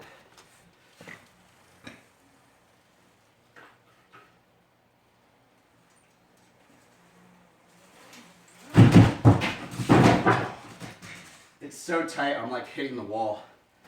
But it's doable. I just have to just be really, really tight with it.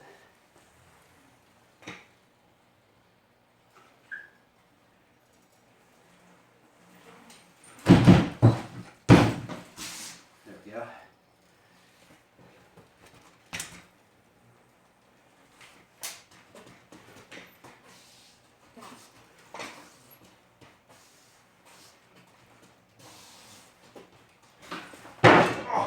I hit the wall. I landed it. Dude. I can't believe I actually landed that. That was ridiculous.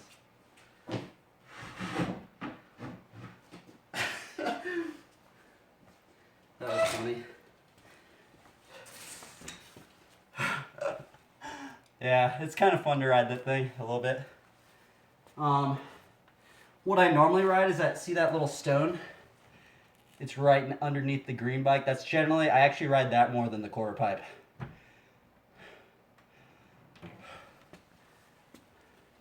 Okay. Yeah.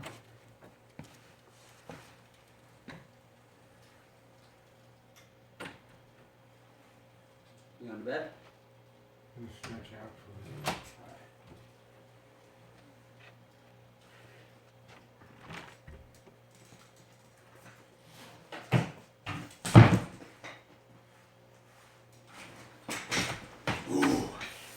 That was close.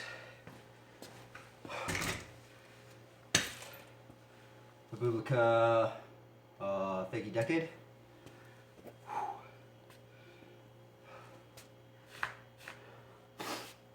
Rebate, round 2. I'm going to do a reverse ET.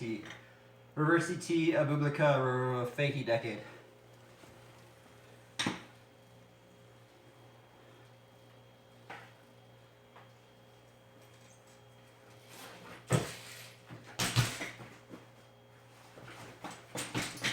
Ooh, that's close. Close, but no cigar.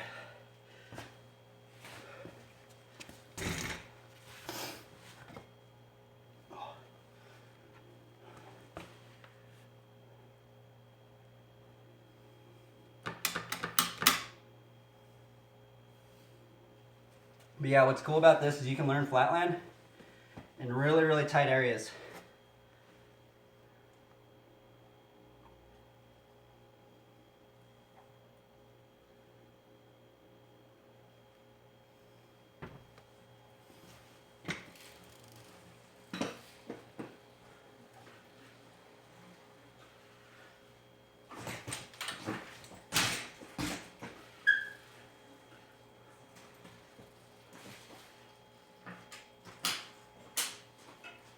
Nope.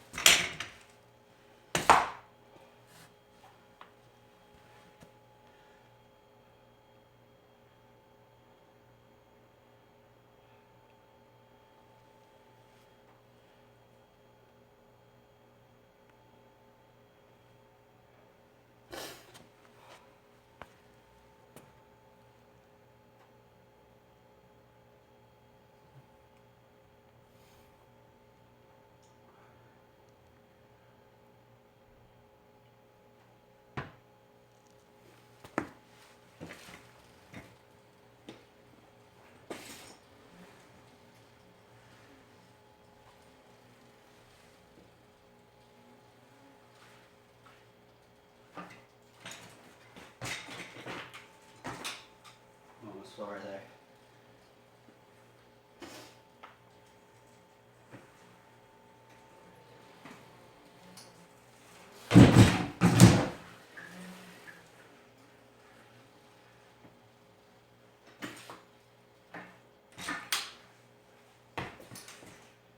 That arm.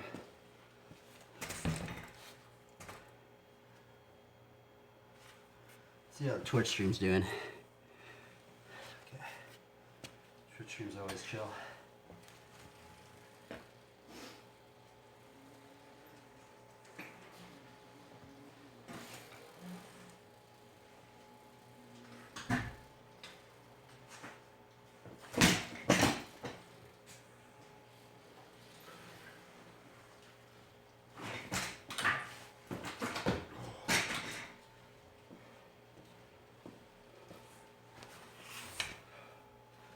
Awesome. Oh, thank you. Appreciate it. If you guys have any questions on bicycles, the lower run bikes, any flatland tricks, try and answer them. I guess I don't know too much lore. I think the first bike was invented in like 1812 or something like that. I think it was actually Leonardo da Vinci drawing. I can't be quite sure, but what's strange is, like, I actually just heard a skateboarder say it. He was like, it's strange that the bike was invented before the skateboard. But then, like, one of the skateboarders said, like, the reason probably for that was because, you know how skateboards have the little wheels? It needed, like, more advanced civilization so you could have fully clean, flat areas to ride on. Whereas, like, if you have bigger wheels, you can kind of, like, go over rocks and stuff. What's the most basic trick you know? You know what? That's a good question. I think most people would probably say a bunny hop, you know? Like, but I actually think it's a track stand. for like Flatland, for specifically Flatland. So like a basic trick, I think this would be like the first trick to learn. It's just how to like lift up, you know, like this one right here. So it'd probably be like just learning how to do this. I don't even know if that's a trick or not, but I think that, because that one, if you could do that and you could do this where you loop out and land to your feet, if you can basically do that, you can kind of do most tricks on a bike, especially like bunny hop tricks, because you can imagine like a bunny hop, or I'll show you a bunny hop. So bunny hop,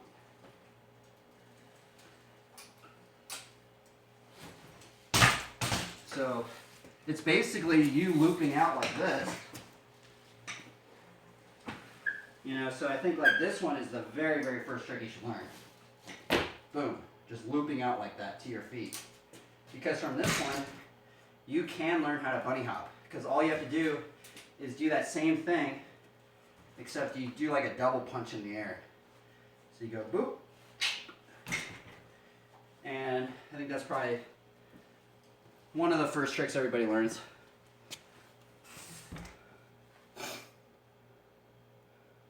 Oh, thank you.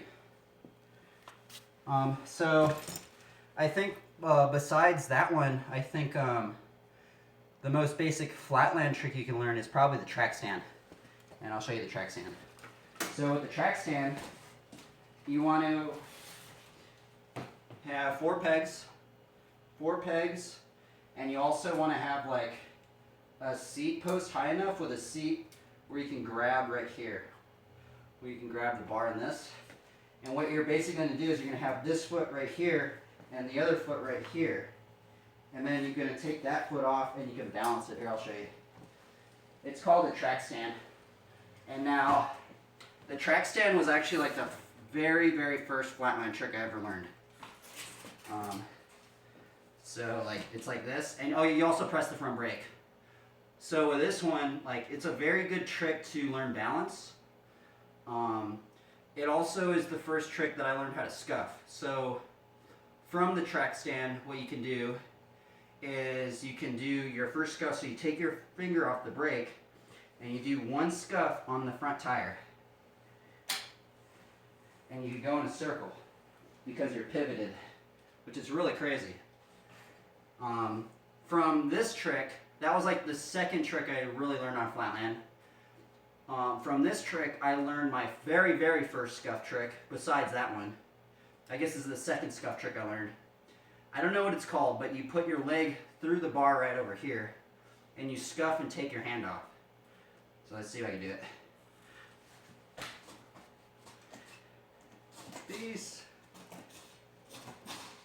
And this is the second scuff trick that I ever learned. It's a little scary to learn at first, but that was the first one, second scuff trick I learned. Let's see here.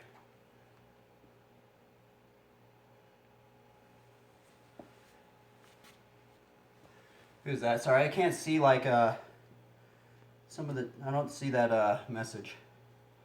Oh well. No message I don't see. Let's see here. That's cool. I don't have long legs, but I want to try. So many cool moves. Thank you. I appreciate that.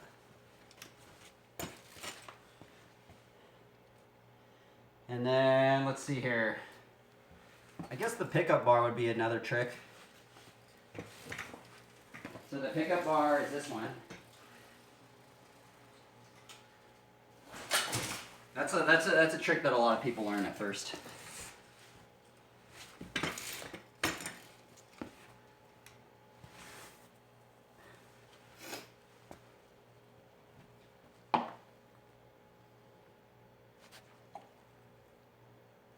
But what's the power of Flatland is that you can basically learn it anywhere. There's even there's a Flatland scene that's springing up in Ghana, Africa. I think they have their own Instagram page. I think it's called like Flatland Ghana or something like that. But it's really cool. I see them. They're even like sometimes they're even just riding in dirt. Like you can do that. You can learn a lot of this stuff in dirt. You can learn it in a parking lot. You can learn it in a garage. You can learn it in many areas.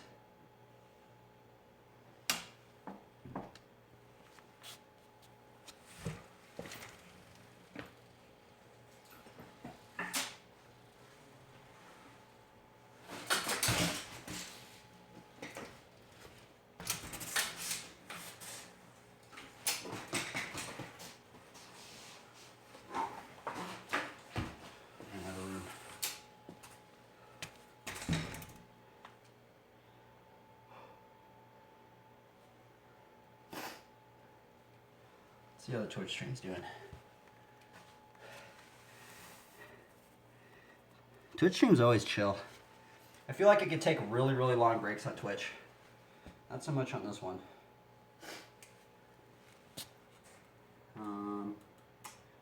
What other tricks was I gonna do? I guess like kickflip variations.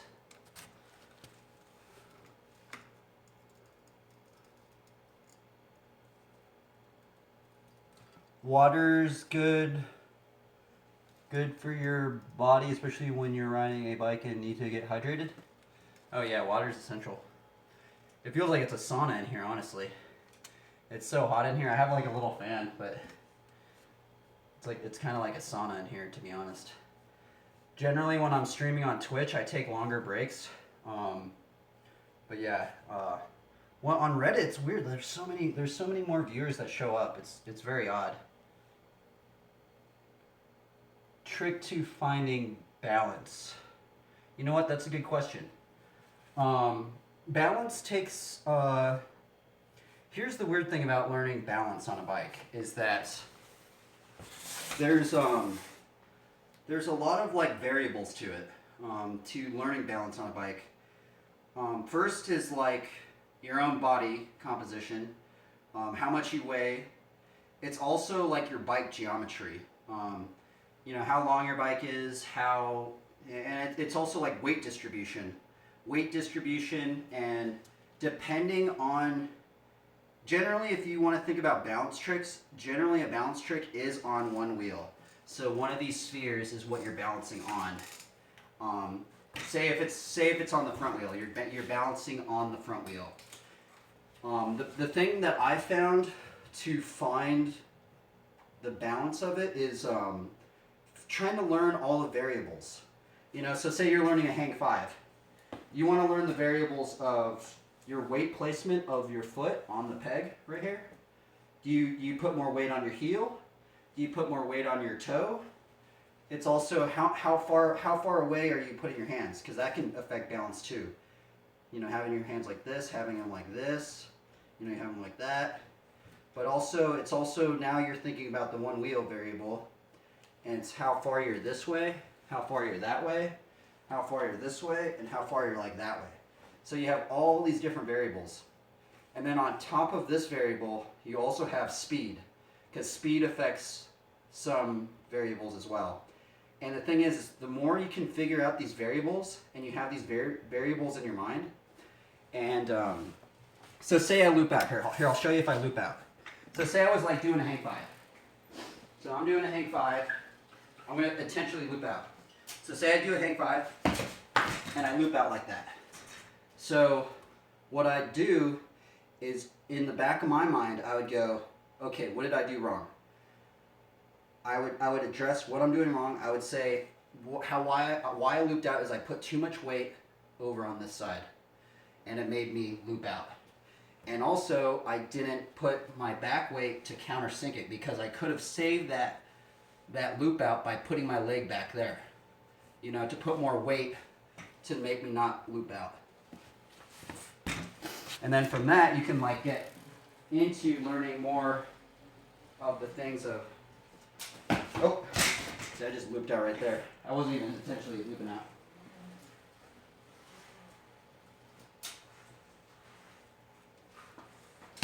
You know, so from there you can just learn more and more variables to it.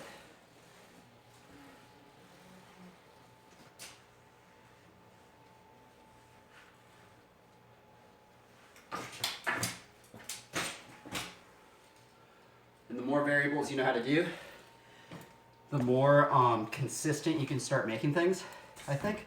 I don't know. That's how I would say that. That's how I would... Have you ever banged your shin? Oh, yeah. Many times.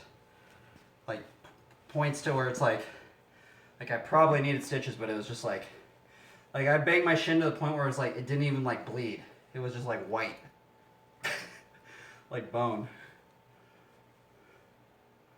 How long have you been riding your bike? I did start riding my bike when I was 4 years old. Thanks to my father. He provided me a bike.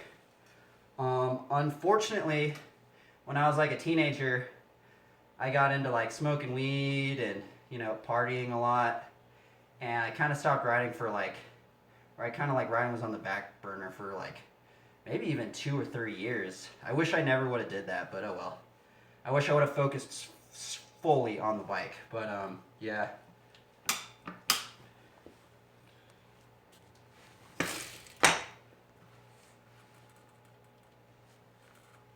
Yep. Typical weight of a bike. That's a good question. Let's see here. It kind of depends. So back in like the early 90s, bikes were all about like just durability. And bikes would probably weigh even close to 40 pounds. So from the 90s up until now, I think my stream ended. Okay. So, is my stream still working? I think it is. Anyway, so from the 90s up until now, bikes have kind of lost a lot of the weight. So now a general bike is probably, I'm going to guess, 25 to 27 pounds. Maybe like 23 to 27 pounds. Generally, that's generally how it is. If you really want to make it light, you know, you could go pegless. I used to be pegless, actually. You would rock no pegs, no brakes, plastic pedals. You know, you could cut some metal down from your bars, not run the levers. A lot of the pro park riders, like the pro park riders on X Games, they're running like customized titanium frames. So that's also, because this frame is chromoly. It's chromoly. A lot of the pretty gnarly pros, they run titanium frames. And titanium frames are pretty expensive. But you can also get them customized to, like, a lot of the pros. It seems like a lot of those park guys, they get their bikes totally customized to their body. So they've kind of like, I don't know, they like know the geometry of everything and they get it basically tailor-made for them. There's some parts that you can get that are titanium. You can get titanium frames, you can get titanium cranks, titanium spindle for the cranks, you can get titanium spokes, you can get titanium axles, you can even get titanium bolts. There's some people that get titanium bolts. Titanium seat post, and you can even get carbon fiber rims. They actually make carbon fiber rims now. Unfortunately, that stuff's really, really pricey, so if I could, I would actually have all that stuff, but it's probably maybe even like $5K or something to get it all. Yep. How come people put tennis ball in stuff? Yeah, you know what? Wow. I would never have guessed someone would have asked that question. Dude, I'm not gonna lie. The reason why I think people put tennis balls in their spokes, I could be wrong, but I do remember the issue of Brakeless Revolution. When Ride BMX was still making a magazine, there was an issue called the Brakeless Revolution, where everybody took their brakes off. They didn't want the brakes anymore. And I'm pretty sure it was Joe Butcher. And I think on one of those pictures, he had a tennis ball in his spokes. And to be honest, I think that's why they run a tennis ball in there. But honestly, I kind of don't. Here's the thing. Why I would probably not run a tennis ball in my spokes is because there is directional weight. So, I mean, you can. I don't know if it affects it that much. So say like you're spinning something. Say I spin this wheel, and say like you spin the wheel and then you do this. You know, you're gonna feel it a little bit more. And the more weight you put on that spinning force, it changes some geometry stuff. I don't know what it really changes, but it like makes it harder to like move around. So something like that. I'm not a physics person, but wow, what a strange question. I never would have ever thought someone would ask me that. Oh, the tennis ball and the spokes. Very interesting, actually. There also, I mean, maybe also where that spawned from was that people did used to, back in the day, people would run, it almost looked like a little watch. And they would put like a watch, like a cotton watch, in their hub to keep their hub clean. You know, like there'd be a little thing that keeps your hub clean. It looks like a little watch. So maybe that's where people started putting the tennis ball on the spokes from. Those brakes were pretty snappy. Oh yeah, yeah. Yeah, I love running my brakes snappy. Like I'm. Some people like their brakes kind of mushy. I'm kind of more like airy and mushy. I'm kind of more like, just, I like my brakes really snappy. You know.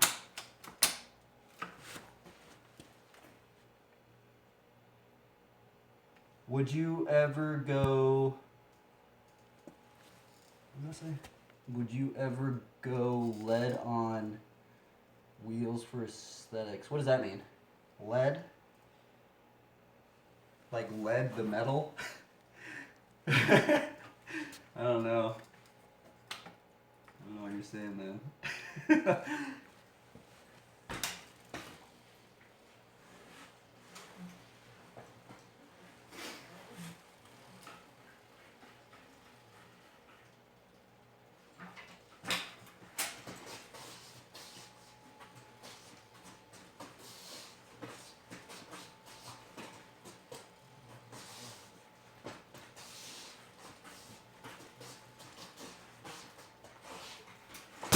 Oh man, I haven't landed those all day today.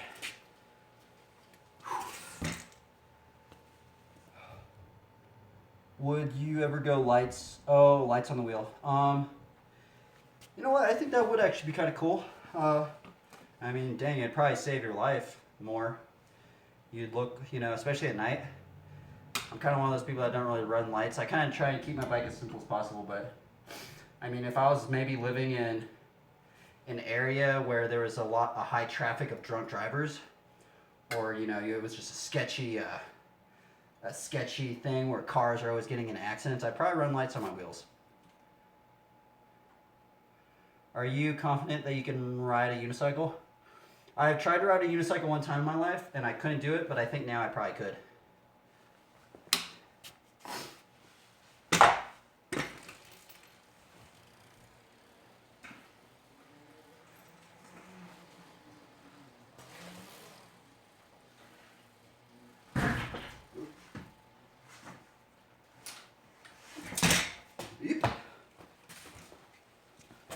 Let me look it down on the Twitch. Hopefully nobody's said anything on the Twitch stream. Okay, I kind of forgot that I'm streaming on there.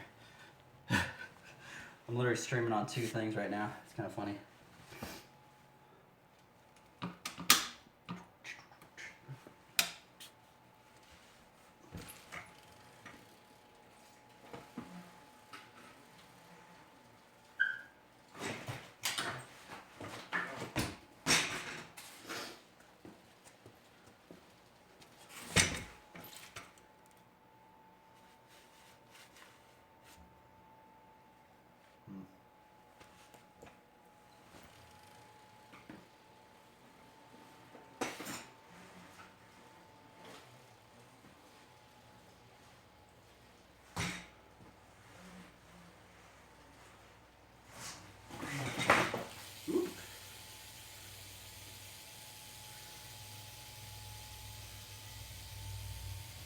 My wheel's like really insured.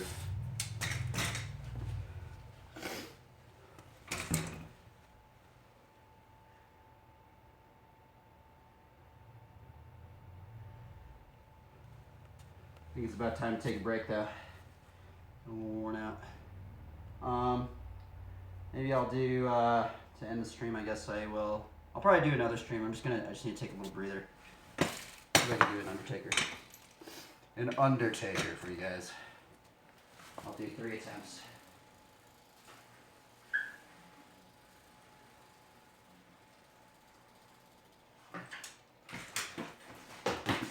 Nope. Second try.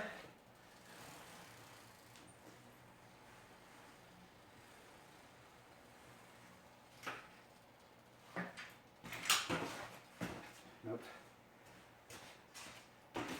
Okay, let's try.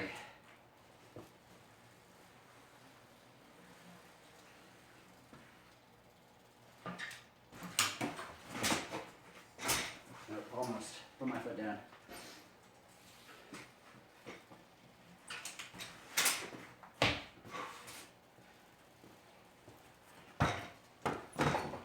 Okie dokie.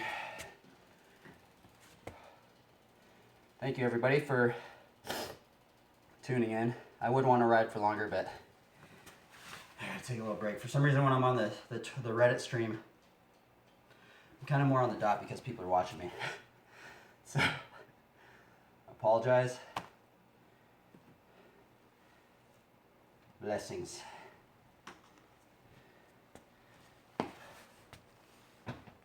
Okay, let's see here. Farewell! Remember, you can learn Flatland in very tight areas.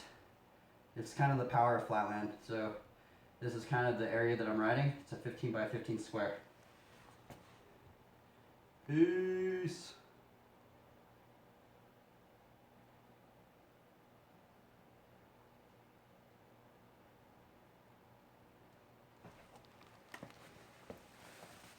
Oh man, that's tiring.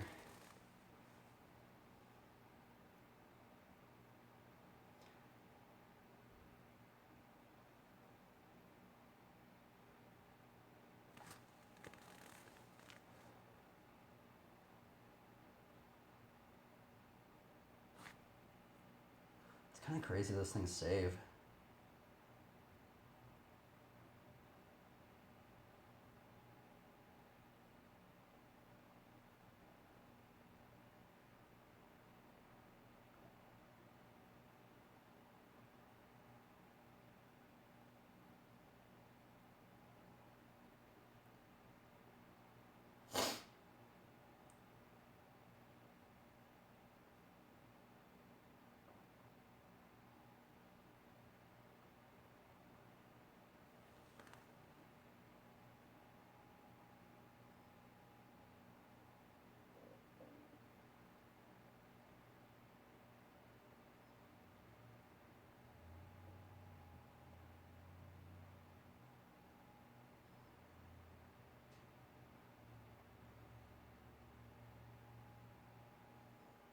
Let us see here. Is my Twitch stream still working? Oh, that was weird. It's so strange because I'm streaming on double platforms now. Dude, that was already 2 hours.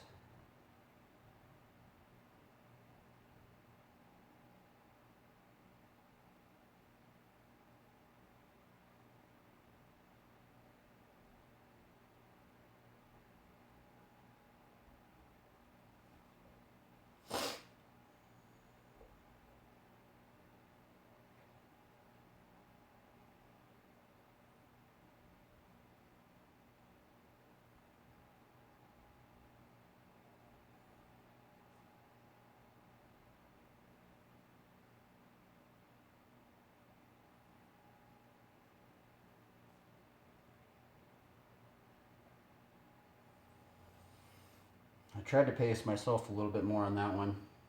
I'm not as tired, but I am really sweaty.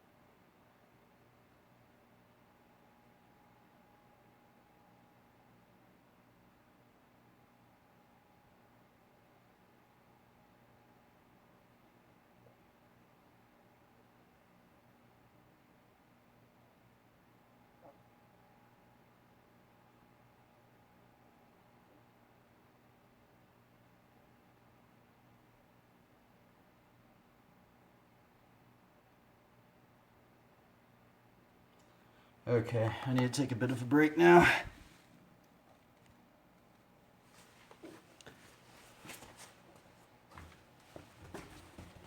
Break time. Break time.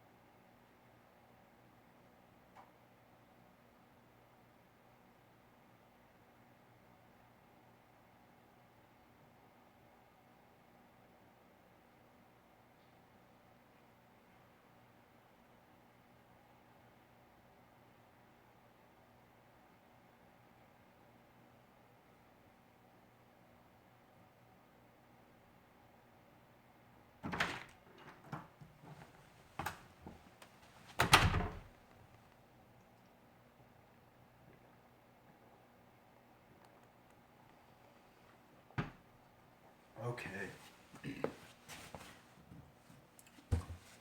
You know what I should do is I should probably just have this stream. I should probably put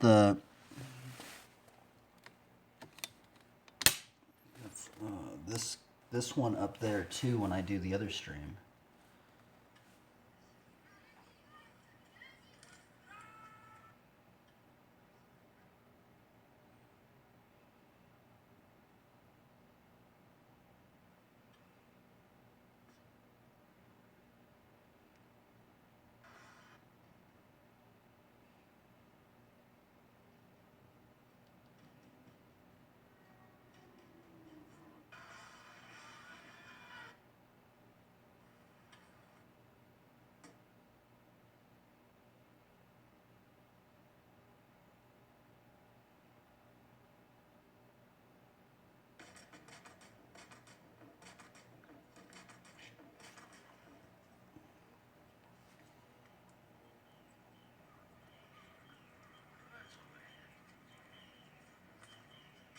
I think that'd be kind of like a kickflip.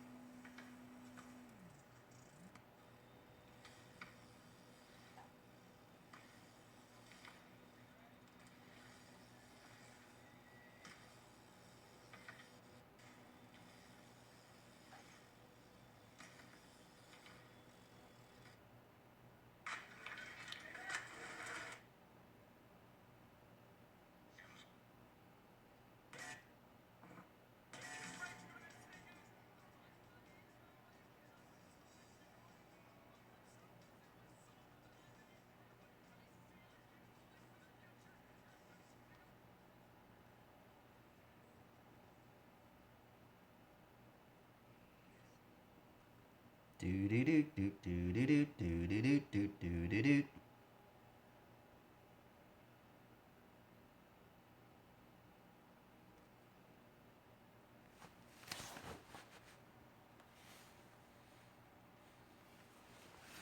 You know what? It's time to do locomotives. I haven't even been practicing today. That is not good. Not good.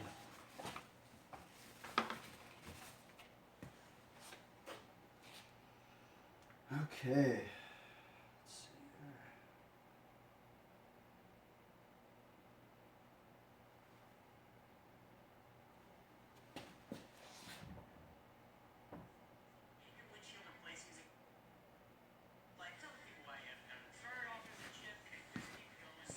If I end up landing it, I'm just gonna cut it on this stream and just use that clip, I guess.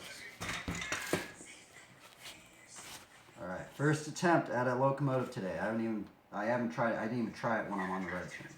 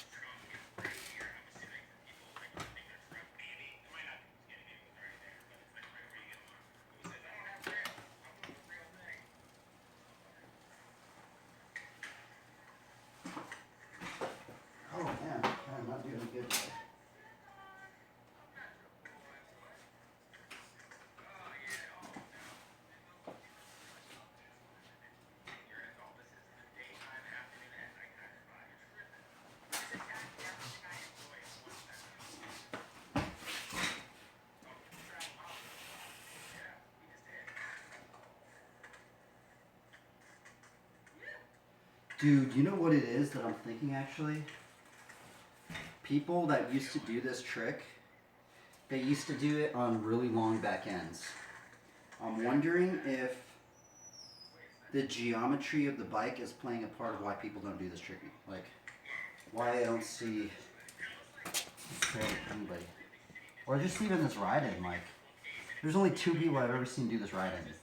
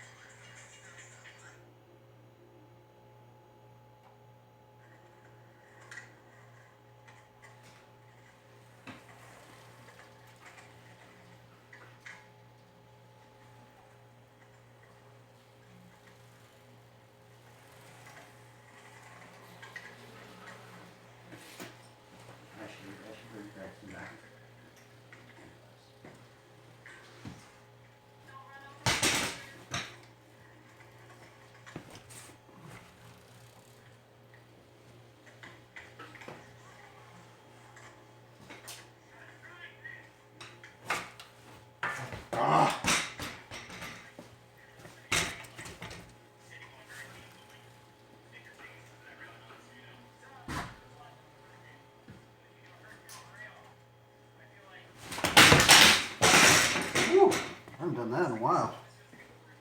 I had to literally leap out from it.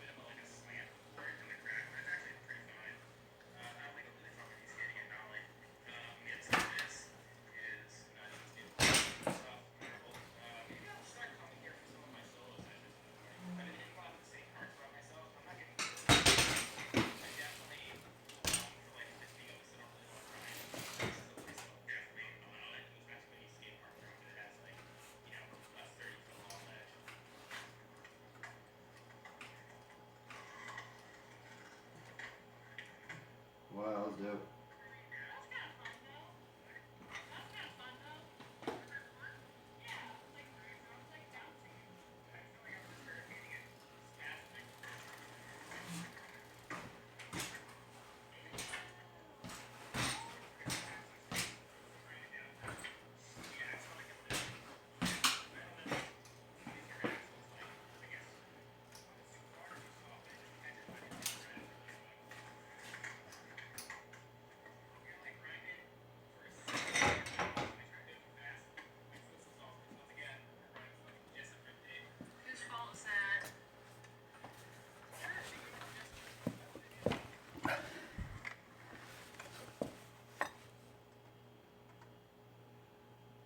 Brakes are feeling all weird today. My brakes are weird today.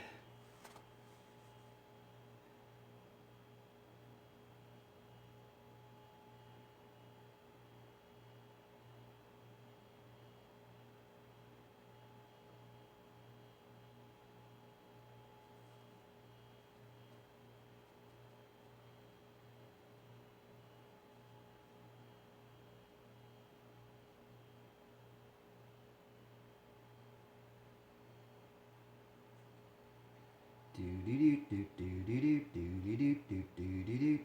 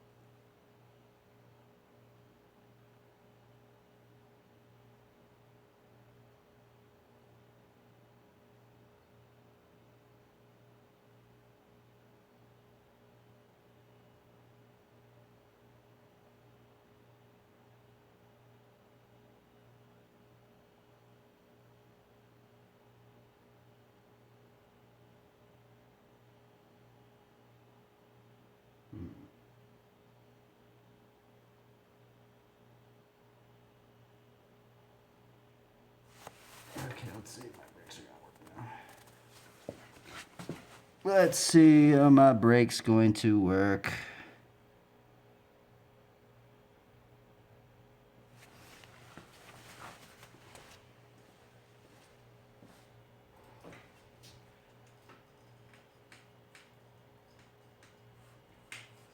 not going to work at all.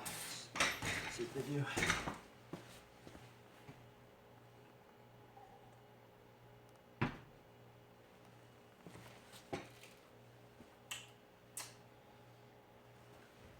Let's go.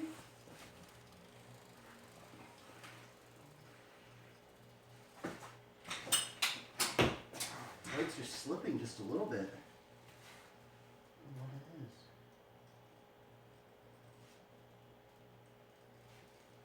Maybe it's my brake pads. Maybe they're getting old.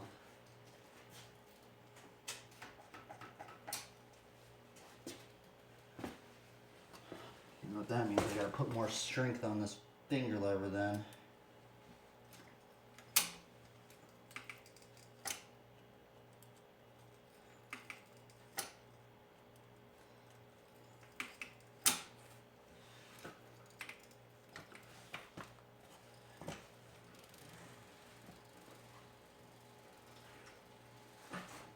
Ah!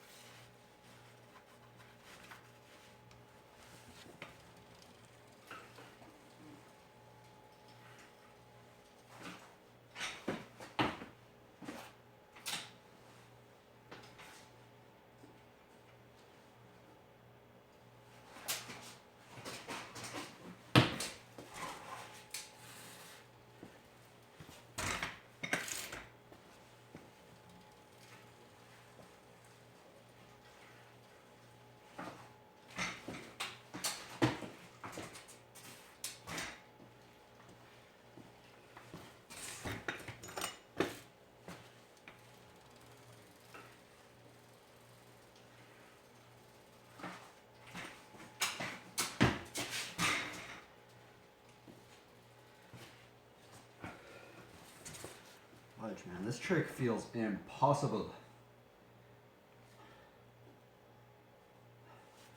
I might be at the point where I might need some different geometry to just even accomplish this trick. Like, I'm serious, like.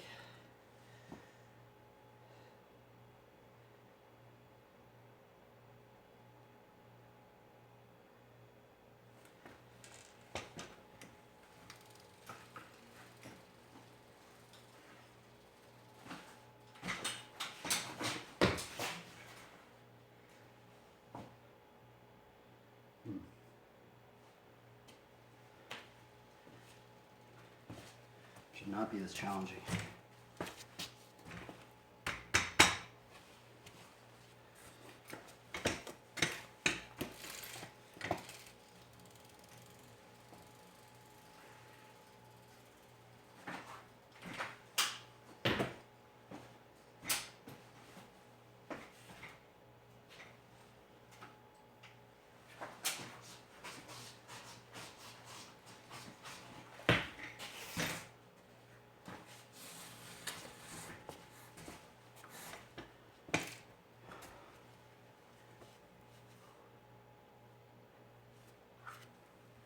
I ain't gonna give up though.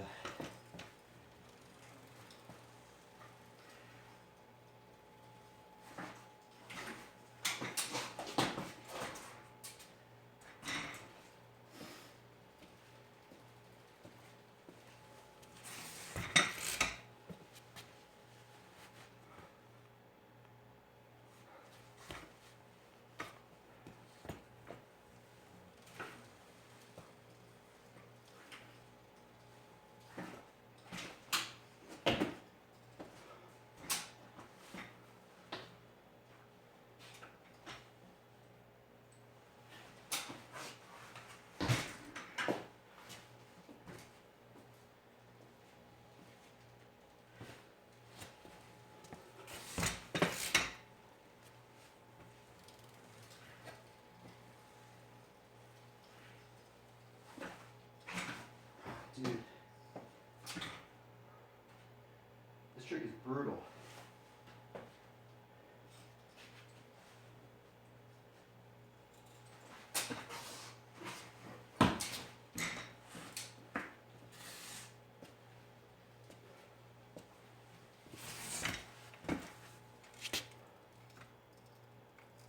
not be this hard.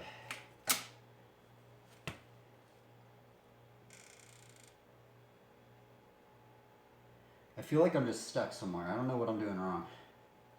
I think that's the bad part.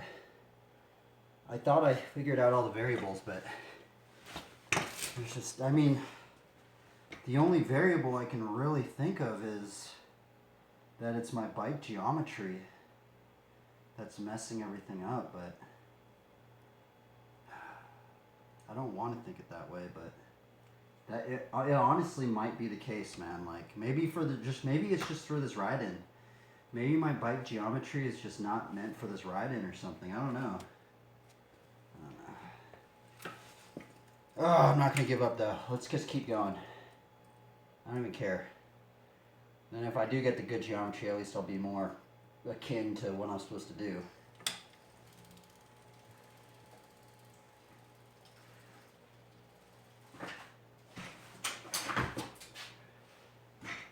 I kind of want to try it with, I'm going to take that bolt off of my, my sprocket, and I'm going to have it like free coaster mode. Let's see what happens if I have it as a free coaster.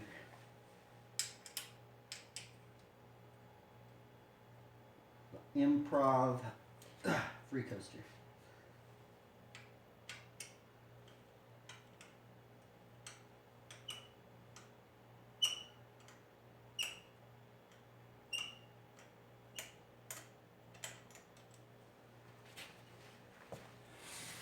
Improv free coaster. Let's see if it works. Yeah, it does. Beep, bop, beep, bop, beep, bop, beep, bop, beep, bop.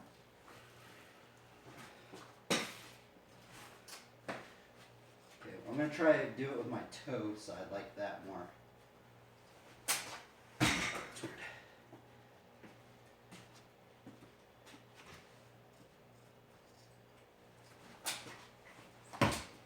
Still can't even do it.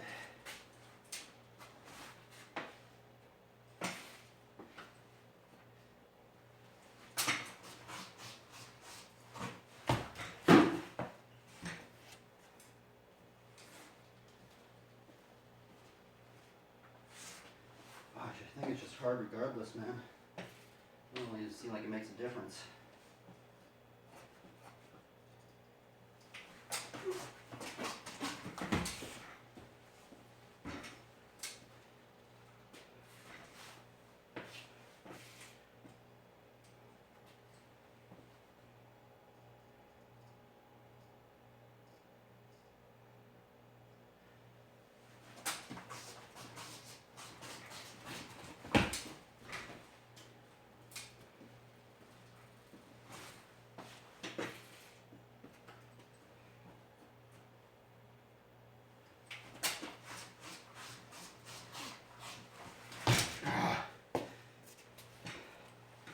Really doesn't even make a difference.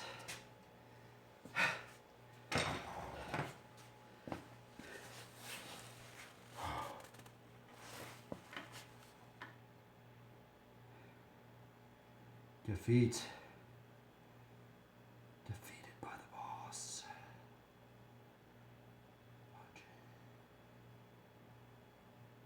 So many recordings, I gotta delete all these. What is this one?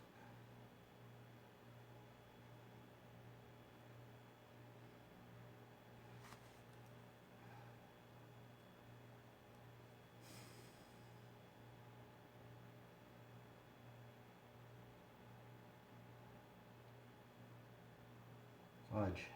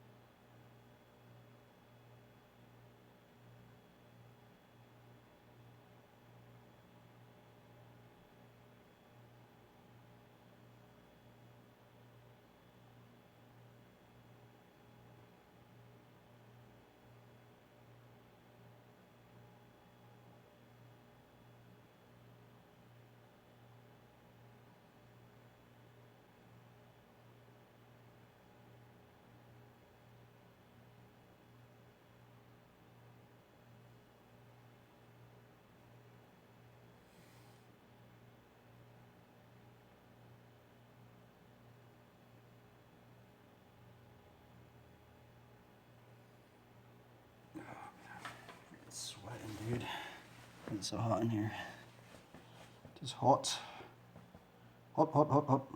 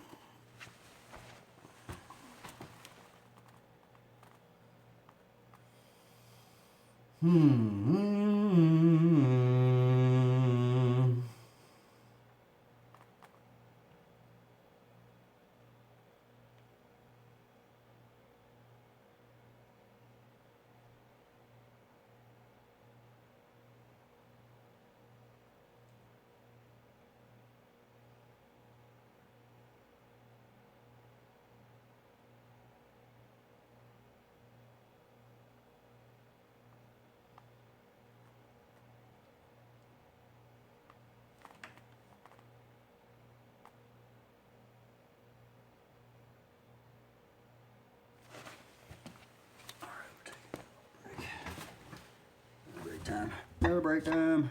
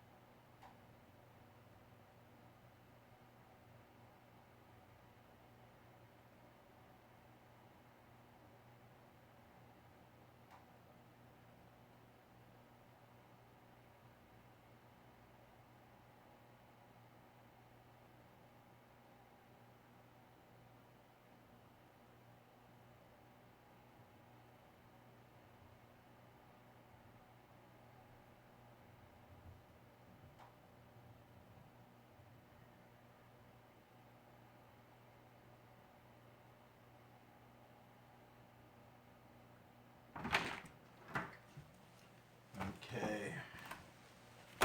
We need more sustenance, more food. I feel like if you increased your calorie intake, like by 1,500, I bet you could ride your bike 10 hours a day.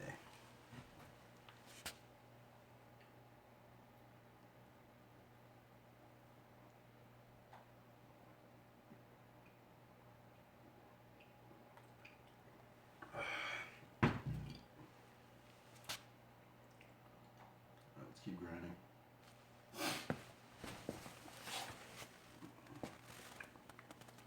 Let's not give up. I don't care if anybody watches this. This is for my own motivation. And just documenting the process. Especially on some of these tricks. These tricks are just getting redonkulous, man. They're donkeys. Holy Toledo, man. This is why a lot of people don't do these tricks, dude. They just take so long, man. Just takes so much wherewithal. I keep thinking in the back of my mind, there's a doubt going into me. Thinking, oh, I need a different setup. You know, I need some different geometry. Nah, dude, I think it's just, I just gotta learn how to do it. I just gotta perfect it. I'm hesitating. I'm hesitating 1 millisecond and it messes everything up. That's what happens. That's actually, I think, what's going on. Let's try some backyards. Do some backyard sets.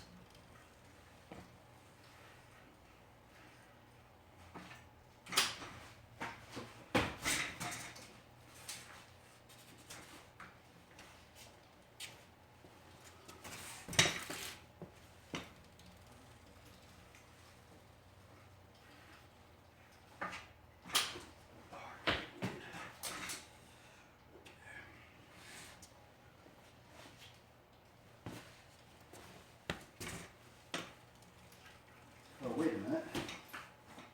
Oh, shnikes, I didn't even have my freaking bolts in. Oh, goodness. I gotta put this back in.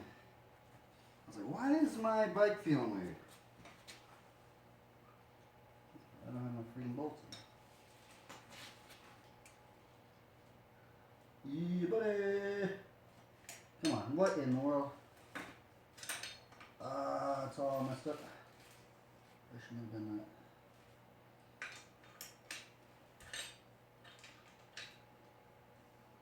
There we go.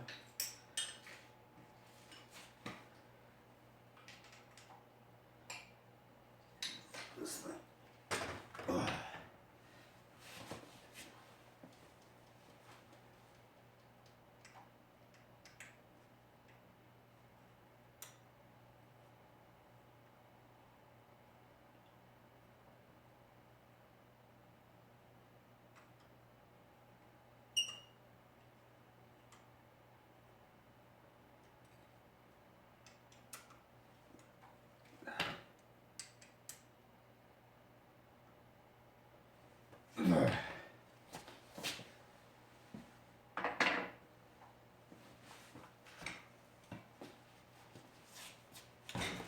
So I have been noticing some. Well, I do know what's going on. So when I'm streaming on Reddit, I kind of just want to do tricks that I know I can land. Whereas when I'm streaming on Twitch, it's kind of more like I'm doing stuff that's like, you know, like I know that I'm not good at. I think I might start treating it like that. So it's just like, I think maybe my Twitch is going to be a little bit more like, I don't know, I'm just going to switch it up all the time, but. Okay, more back to backyards. Let's go! Ah!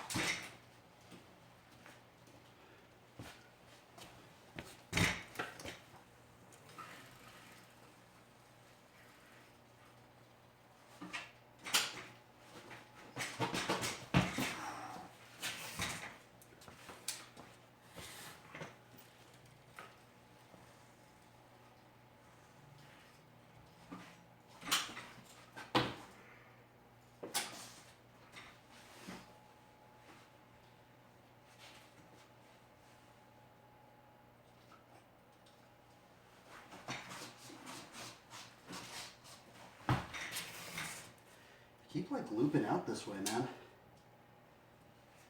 The backyard and the locomotive.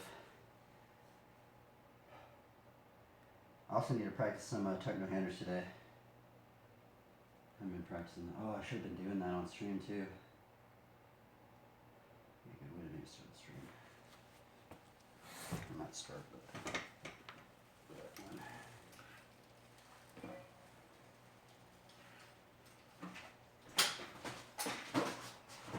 Oh, I almost did it.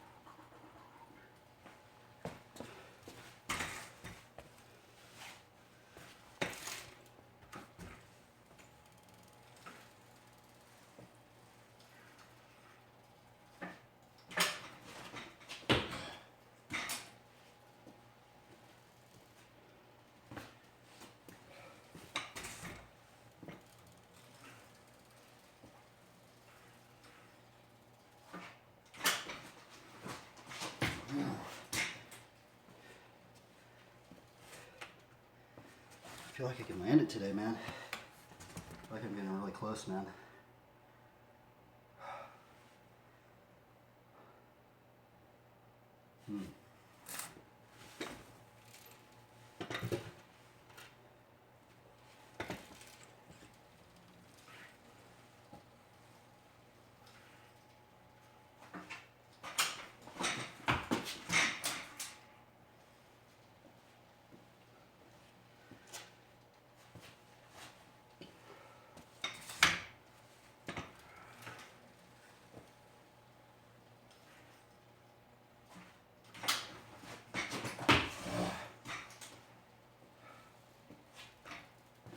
Jesus, this trick is hard.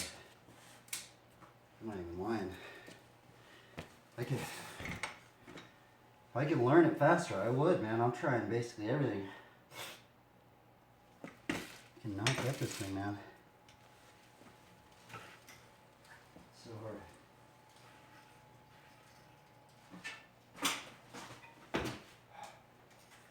Okay.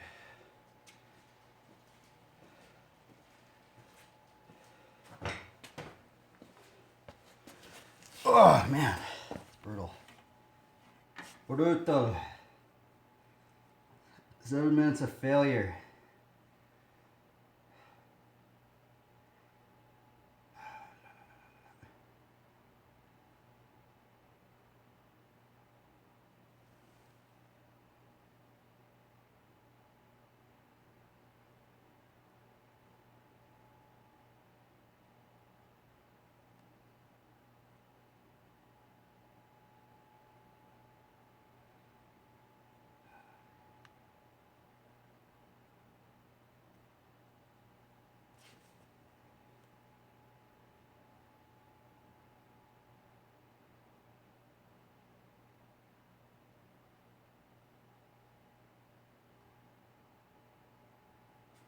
Let's go back to the locomotive.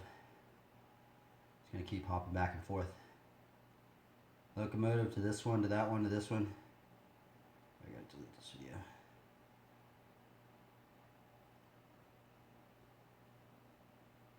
Delete, delete, delete. What was this one? Okay, yeah, it was that clip. That clip! What is this clip? I gotta delete this one. Oh, I think it's just that clip. Okay, yeah, it's just that one. Delete.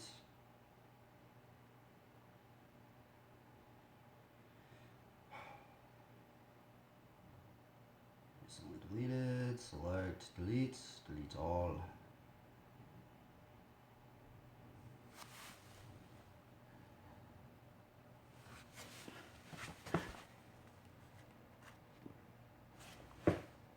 Alright, let's do some locomotives. Oh, I can't get this, man.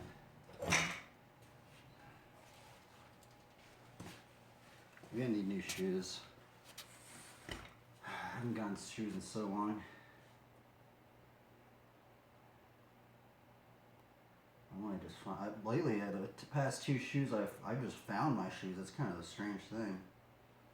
Found these shoes.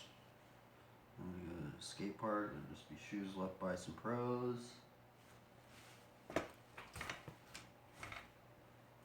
Alright. This is the time to do these locomotives.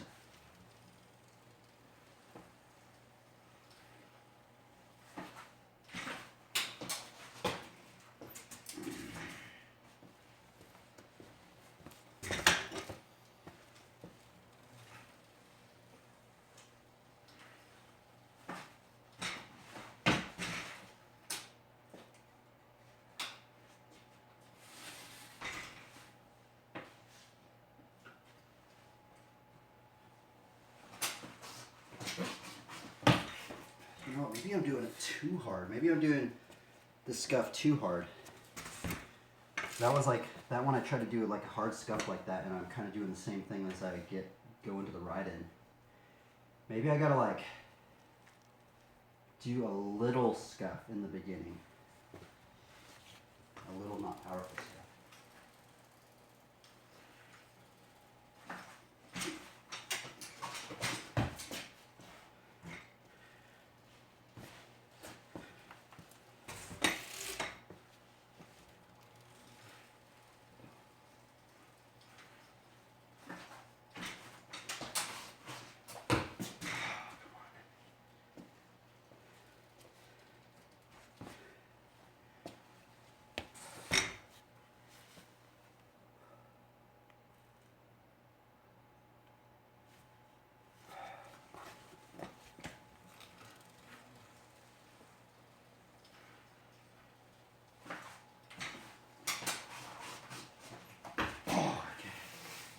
I think maybe that's what it is.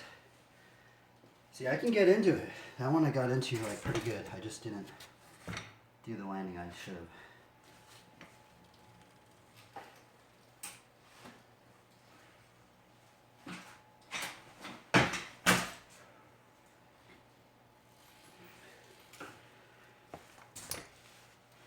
I think we're going to go with like littler, powerful scuffs.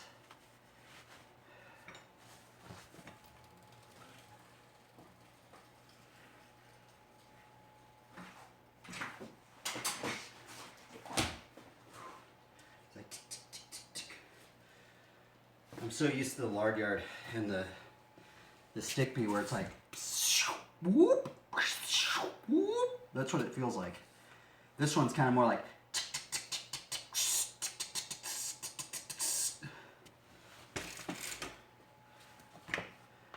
there's a different pattern to it.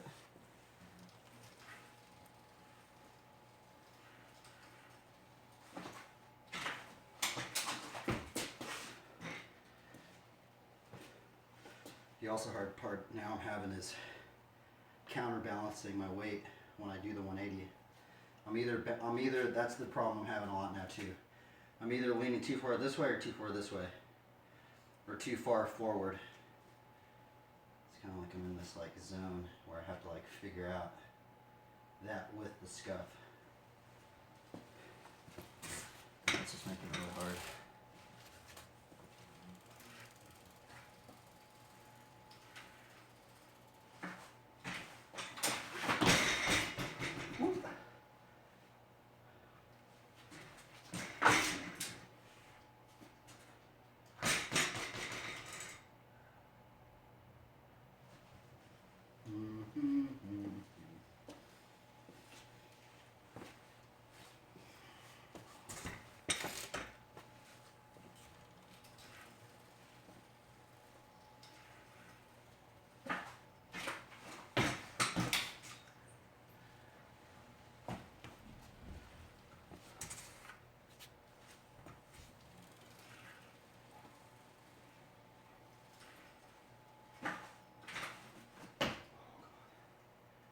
Brutal.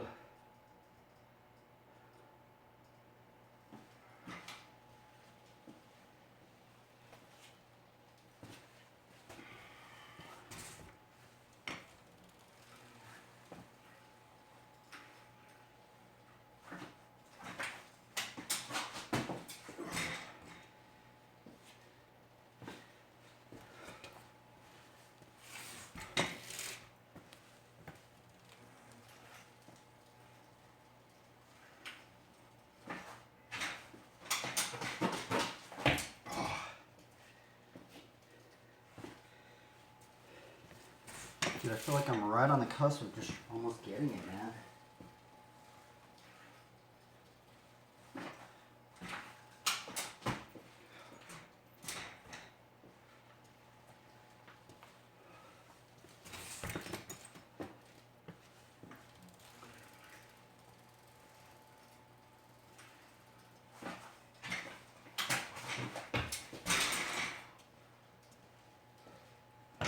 I only got into one ride out of all those attempts.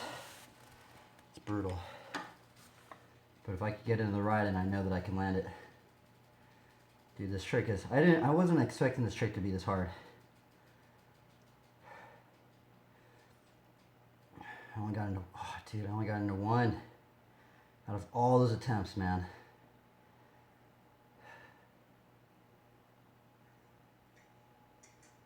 That's brutal, bro. I don't know if I would ever get this trick consistently. I mean, maybe you can get it consistently if you just dial it in like you know every single thing you're doing. Oh man, this is brutal. It's a hard one to learn. I think it's hard. It's kind of weird because I bet if I learn it and I get it dialing, I'm like, oh, that wasn't that hard.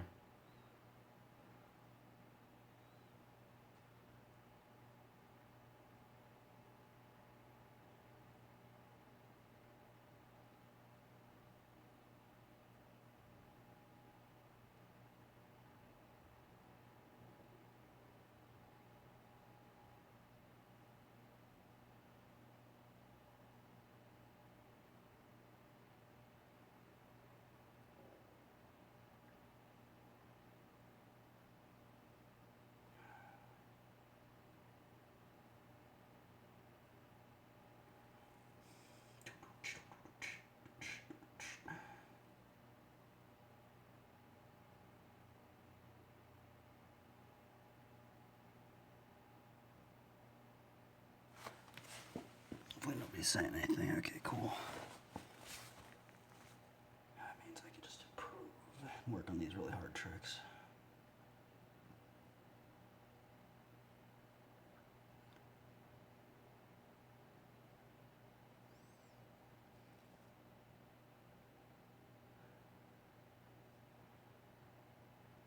See if there's any other BMX streamers right now.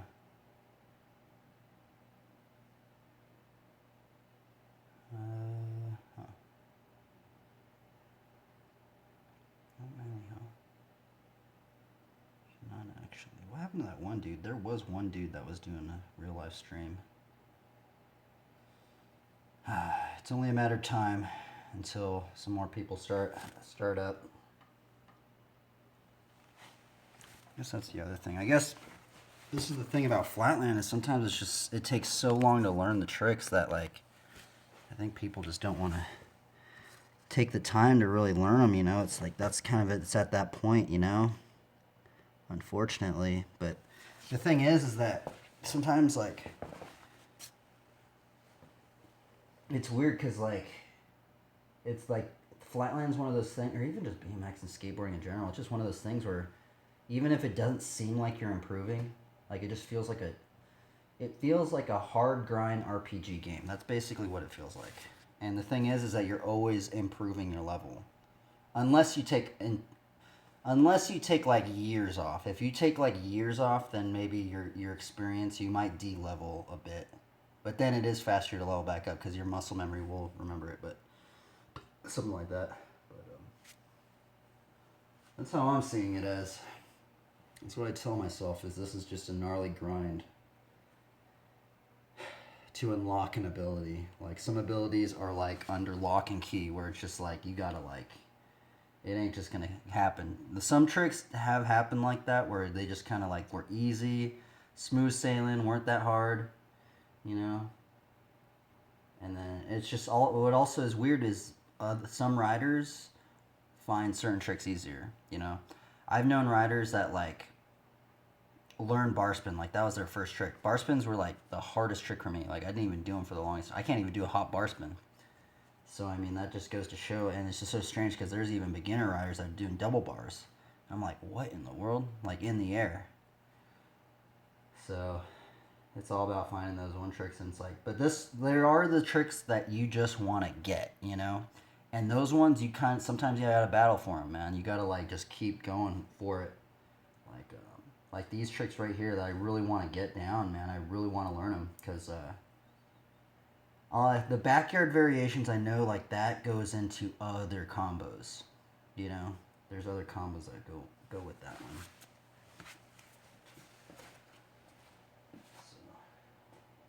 So, let us continue with the locomotive grind.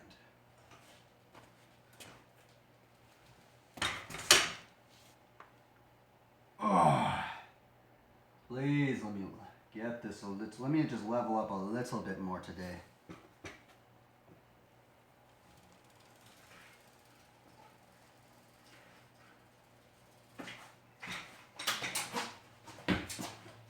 See, I wish there was a way I could ride out like that. I keep doing that ride out like that.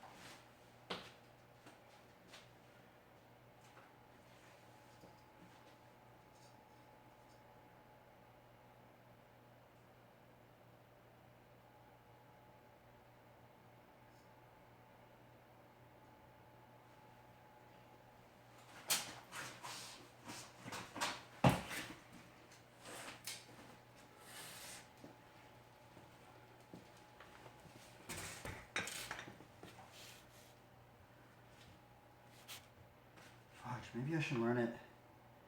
Maybe I should learn it the way that one dude was doing it. I might have to try it that way, because maybe he's doing it that way because it's easier. Let me try it. He does it from a swivel.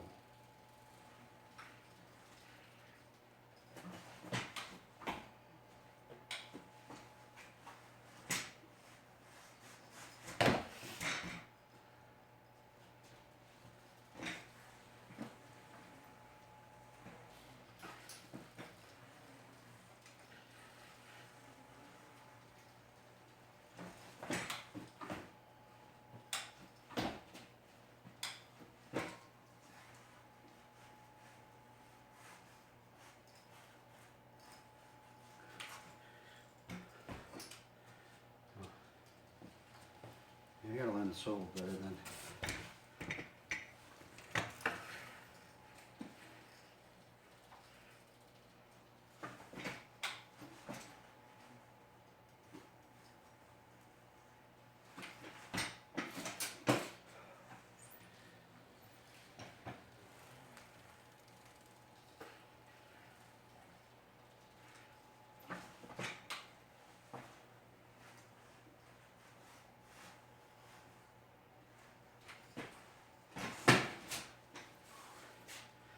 Seems hard.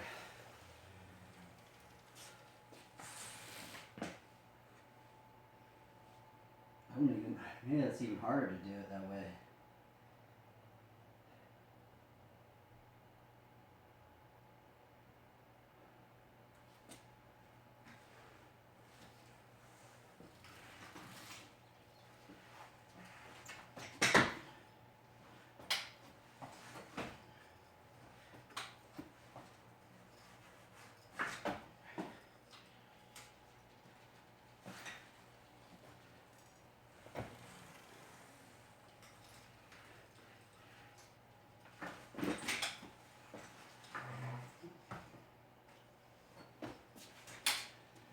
Maybe there's a reason why he does it that way.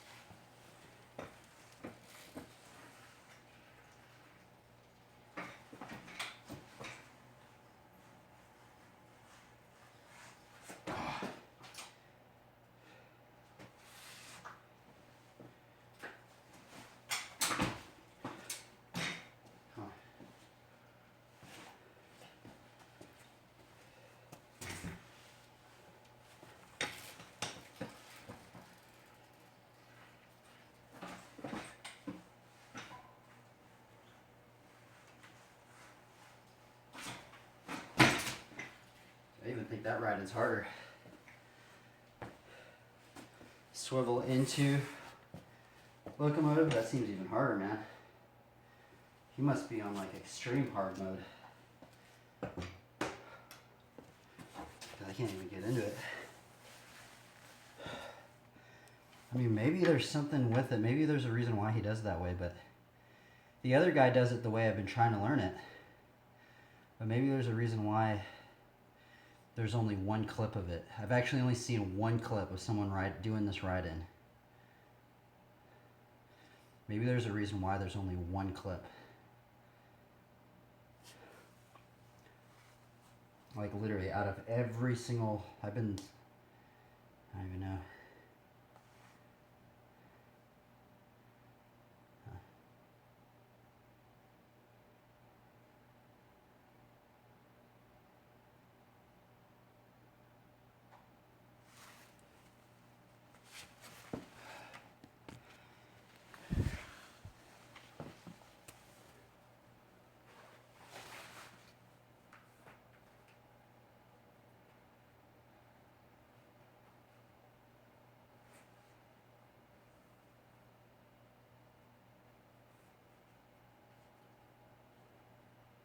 Maybe he does it because you don't have to do an endo to get into it. Maybe the endo's messing me up. You know what? That could actually be another culprit. Because the endos maybe push my back end and then just going down, and I'm putting so much force on it that it's like destabilizing me or something. Maybe that's what's going on.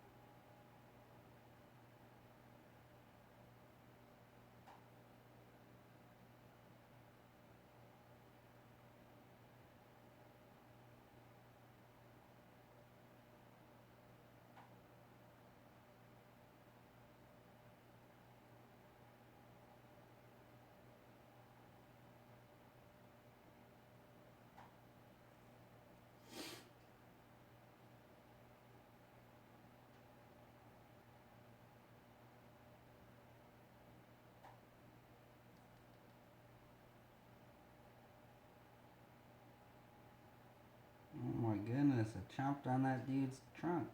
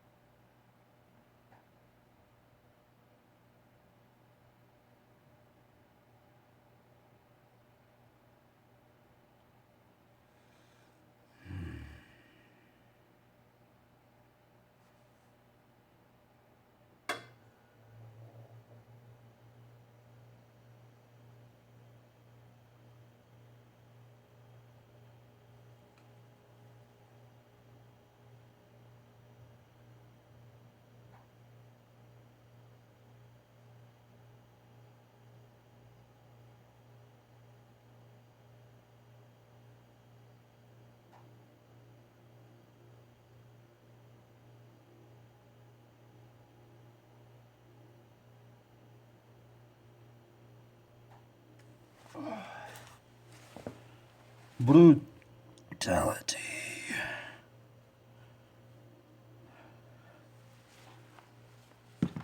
Feeling it's damped.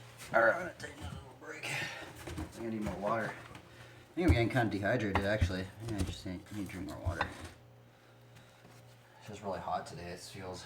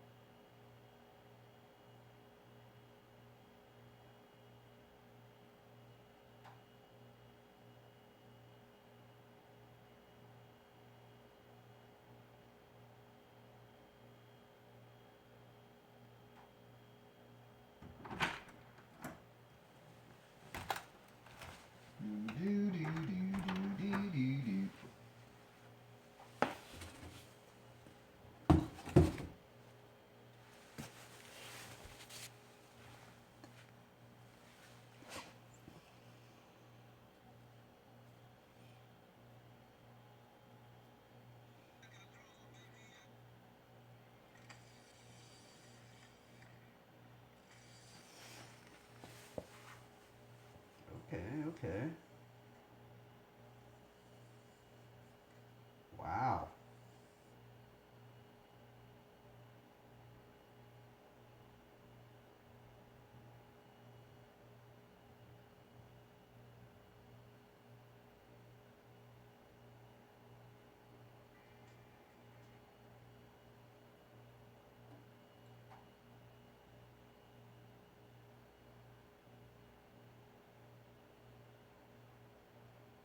Dude, that's dope. That picture's sweet, dude.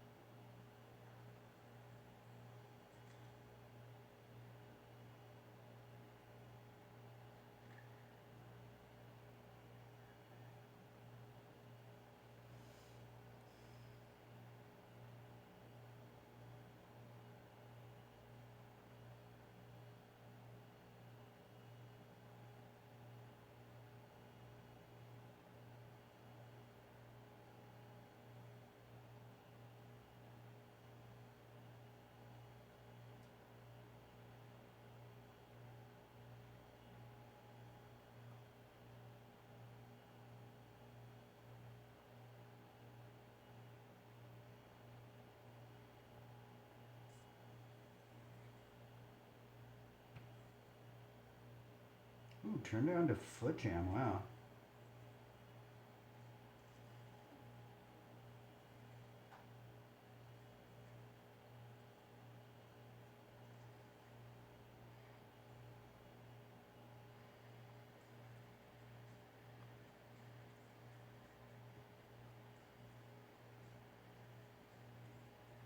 How does this guy do his whips?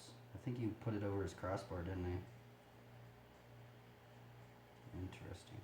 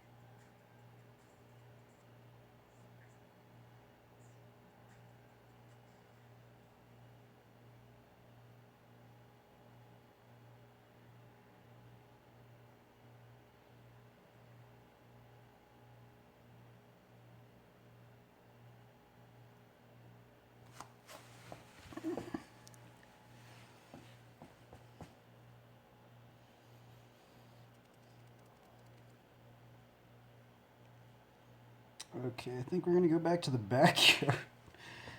Basically, I'm just gonna keep hopping back and forth from the backyard to the locomotive, I guess.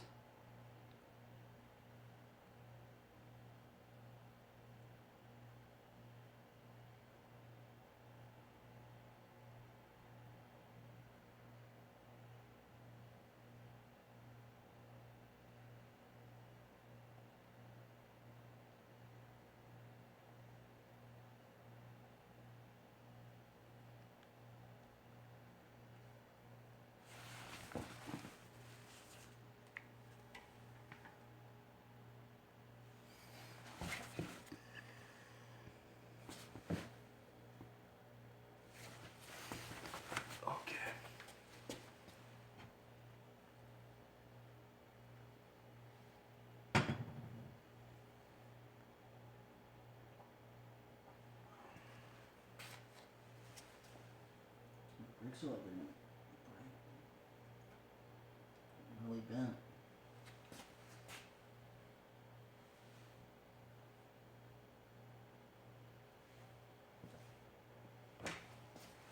How do you break this one?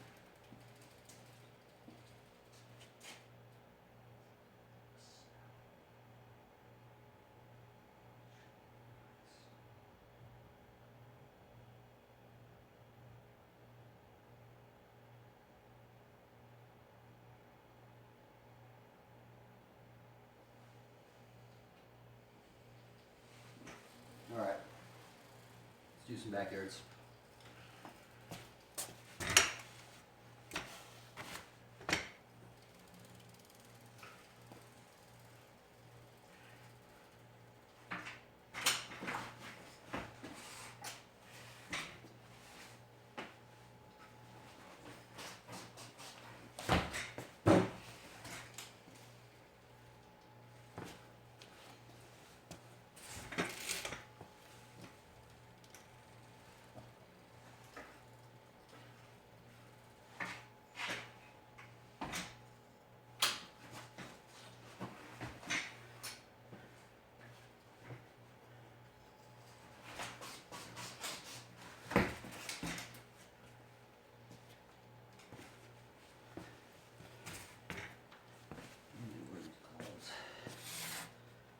Sweaty.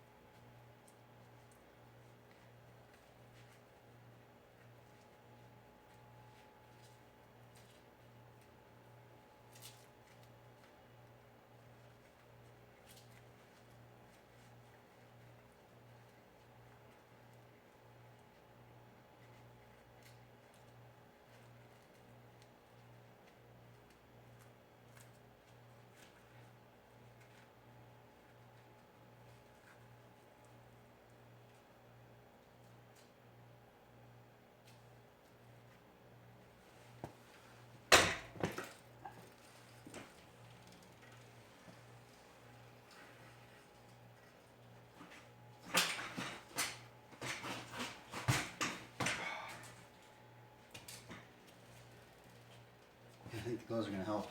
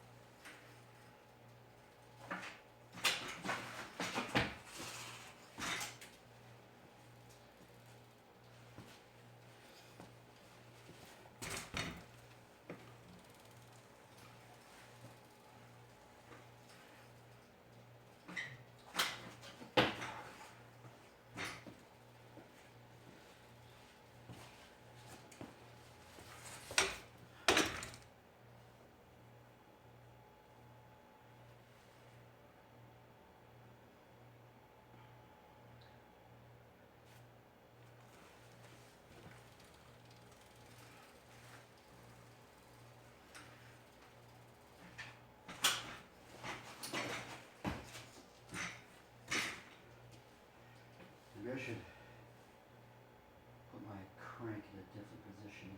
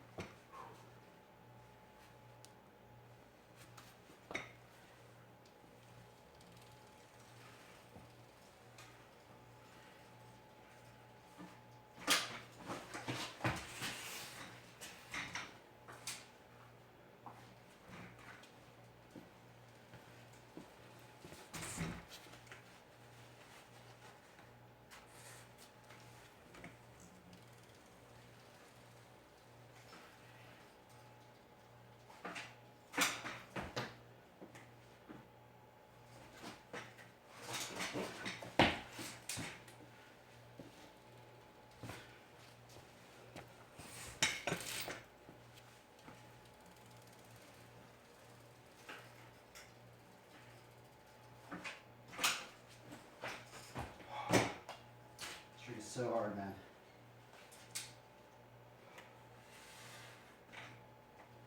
Brutal.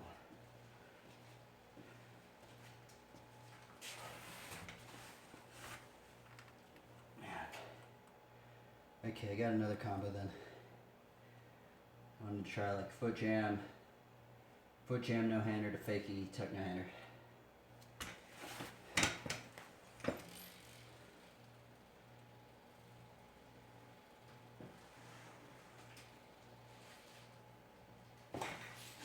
Actually, I kind of forgot how to do that.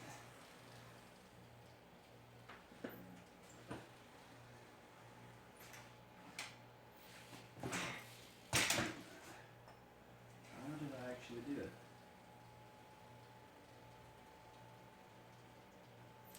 I forgot how to do it.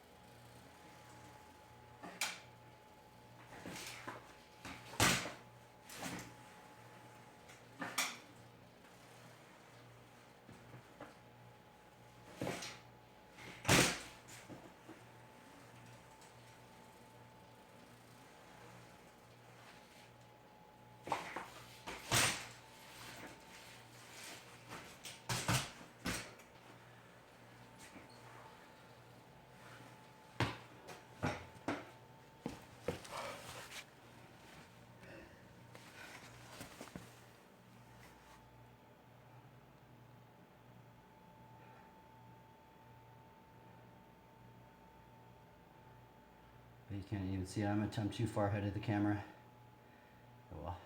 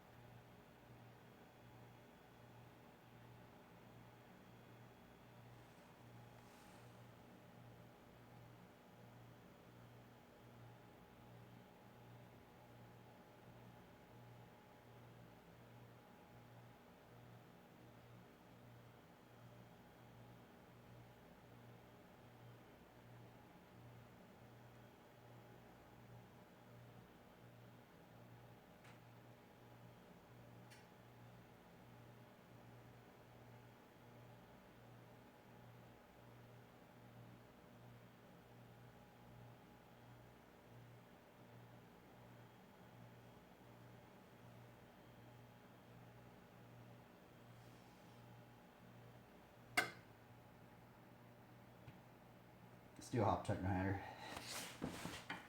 Just to get comfortable again. I might do one hop tuck no hander every single day, just so I have it. Kind of getting better at the trick.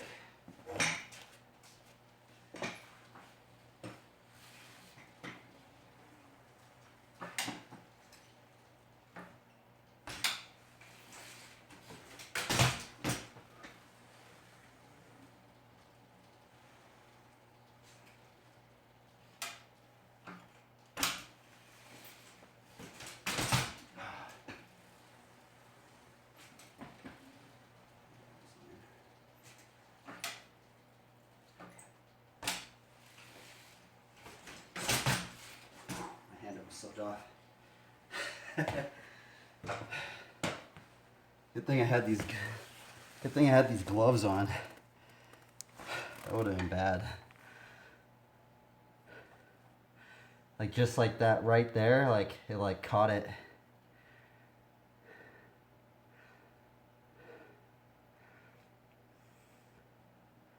There we go. That was a good one.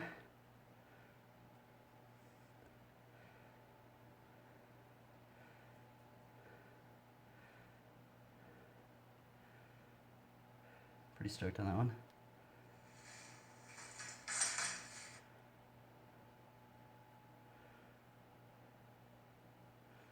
I mean, it's for a split second, but better than nothing. It's better than hot potato in it. I mean, that's what it feels like I'm doing. I'm just doing a hot potato, but oh, those are fun. That's why I got these girls, so I can still use my phone. I mean, not gross gloves.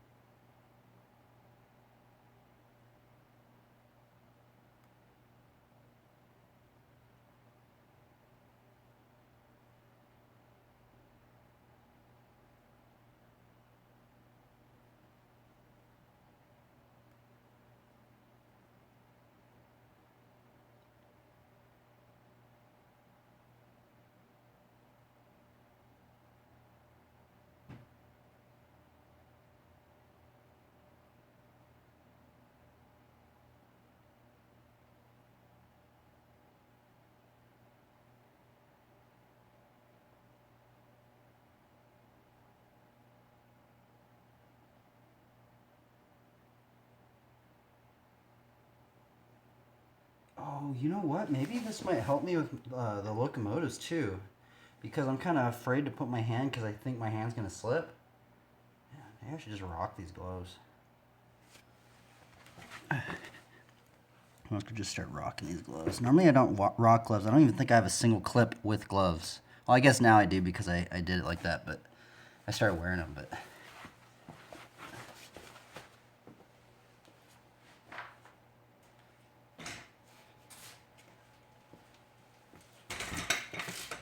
do locomotives.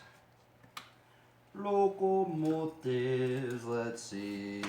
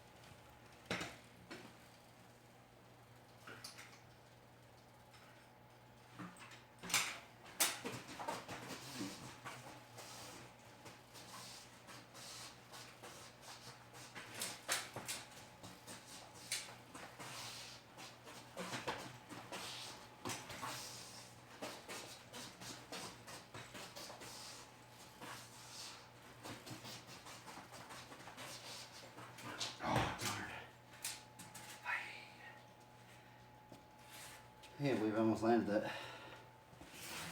Peg got caught on my shirt. See, I know the scuff pattern for that one. It's darn locomotive though, dude. I can't get into it. Normally, like, there's a leeway room with a lot of the scuff tricks, like, that you can get out of it and you can, like, really save it.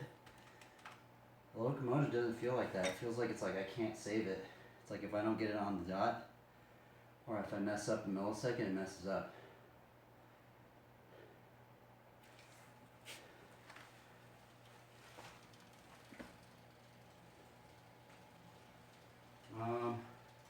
What about 4 fire hydrants? seconds. Let's see if I could maybe beat the record right now. Person record.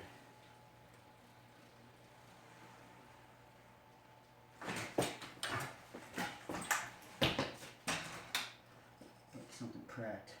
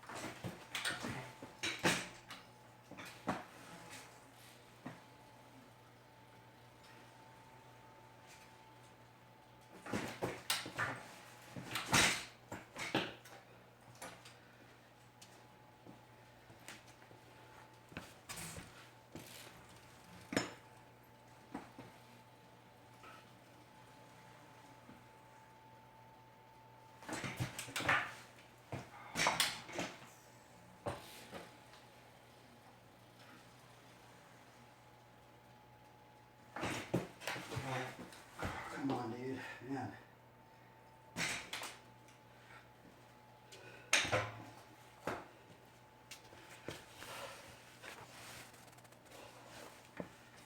Am I always just going to be perpetually stuck at 3? It's ridiculous, man. I should be able to do more. It's absurd to me. Why am I stuck at 3? I don't understand. That's the big thing. I literally don't understand why I'm stuck at 3.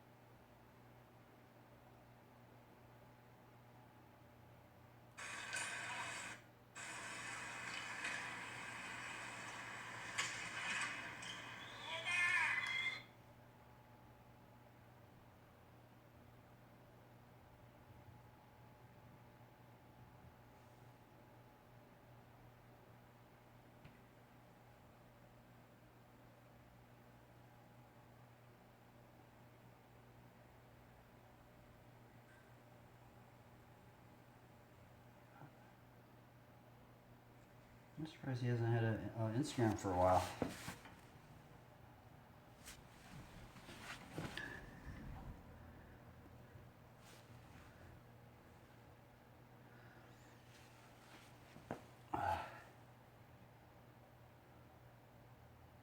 There are days when I just feel like really stuck on a plateau, man. Especially with these darn tricks right here.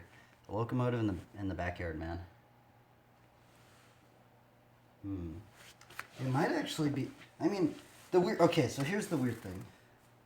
I keep thinking that it's my shoes, that it's my frame geometry, all this stuff, and it's like that's running in the back of my mind. I'm like, I can't do it because of this stuff.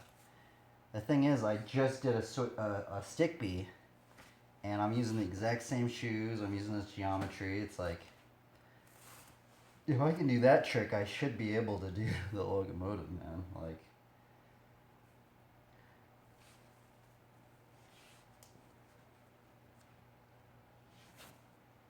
what am I doing wrong, man? What am I doing wrong with this trick? I wonder how long it took everybody else to learn it. You know? Like, does it just take this long to learn, or just is it just I'm doing it wrong, or maybe angling my foot differently. Let's try that.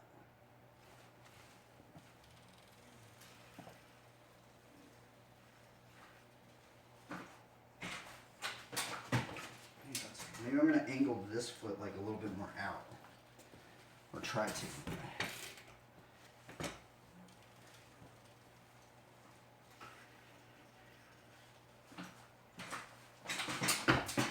Maybe that might help me, because it doesn't seem like it. I'm literally angling my foot like 15 degrees differently, but maybe it'll change something.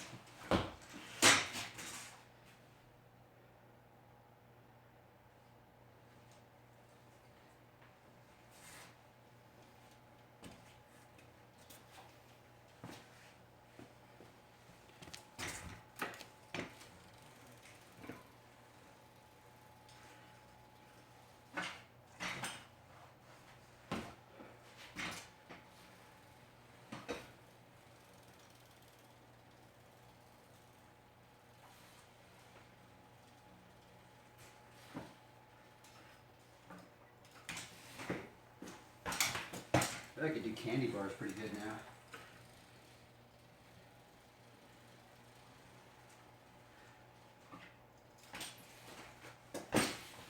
I guess I can do. I guess if there's anything this trick's teaching me is I kind of learned how to do candy bars, so.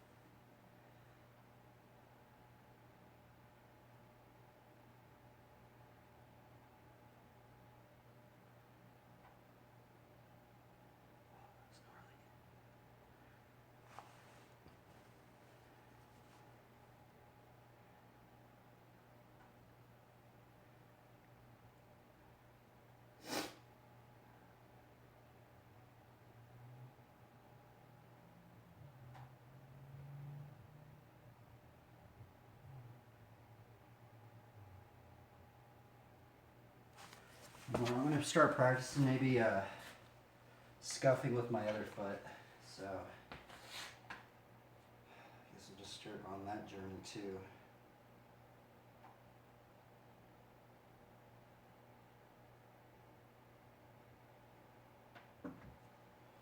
Okay, so we're going to just learn how to scuff with our other foot then. I mean, I might have to just do it that way just to learn the other direction. Seems like everybody learns it this way, so I might as well learn it too.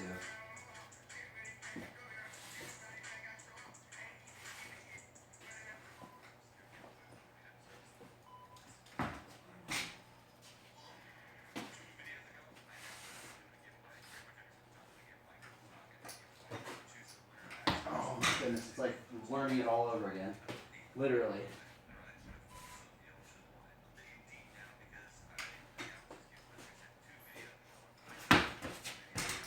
Dude, scuffing with my other foot's hard.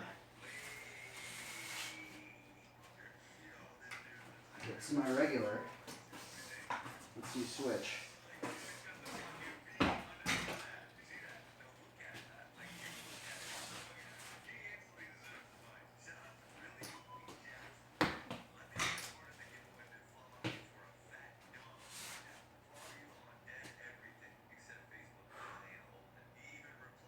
This is relearning this trick all over again. I'm starting from ground zero.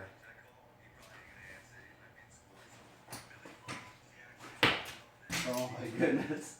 I can do it on my other foot. Why can't I do it this one?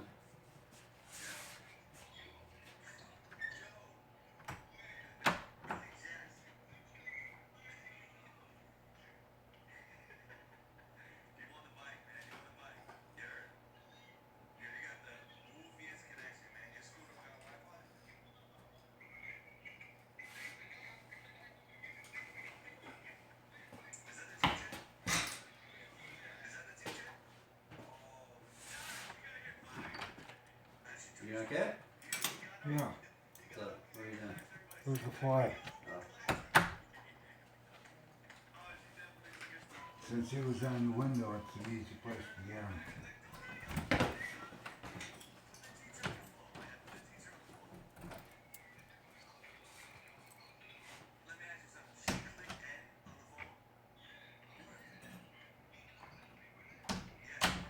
Dude, the lard yard took me a long time to learn. Fudge, why can't I do it with my other foot? Come on.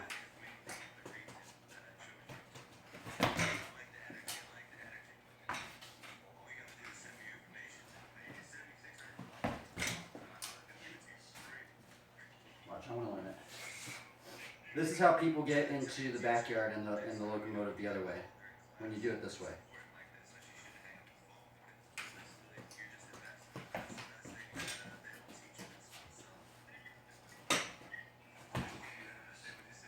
Dude, I feel like I gotta learn this trick all over again. What in the world, bro? Check this out. I can do it with my switch. I learned it switch foot because I thought the ride-in was easier. I should have learned it with my other foot. Kind of sucks now. See, watch. I can just walk into it. Boom. Why can't I do that with my other foot? You know, it's like, doesn't make any sense. All right, best attempt right here, my other foot.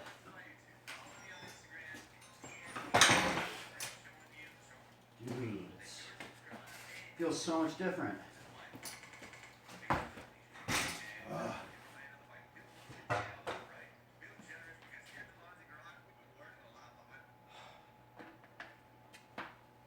That's why I'm just gonna, I don't even know. I think I might have messed up my freaking Flatland journey, man. I learned with my wrong foot. I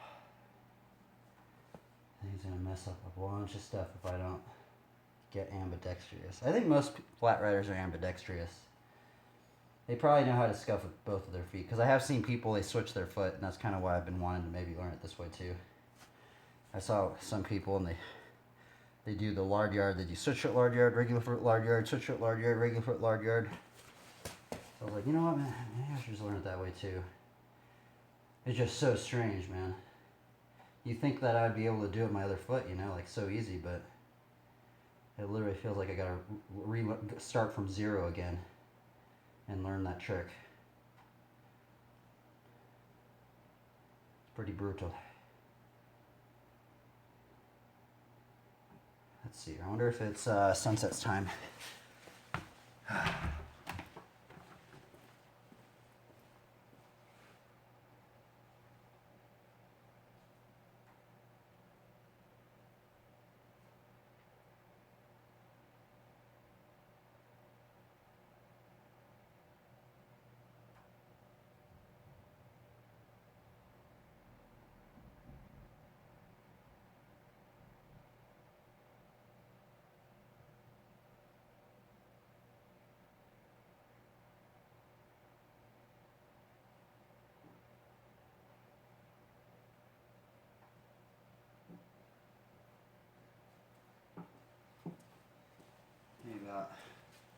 14 more minutes.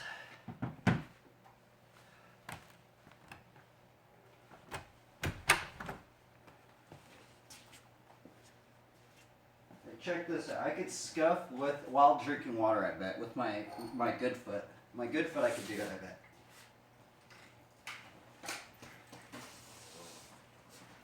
Whoop, whoop. Oh, oh. Actually, maybe I can't drink water doing this.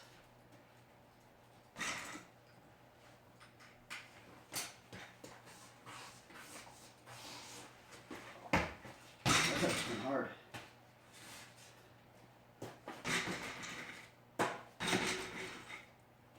Alright, trying to drink some water while doing a lug guard. Get a grip on this thing.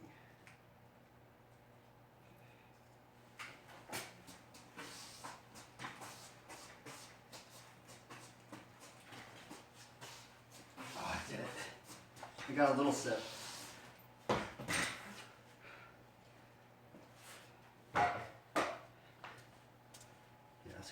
Scuff's weird, actually. Dude, there's so many tricks I can learn in here. It's ridiculous. Funky chickens, all sorts of multiple whiplashes. There's so much shit I can learn in here. It's crazy, man. Bikes trip me out.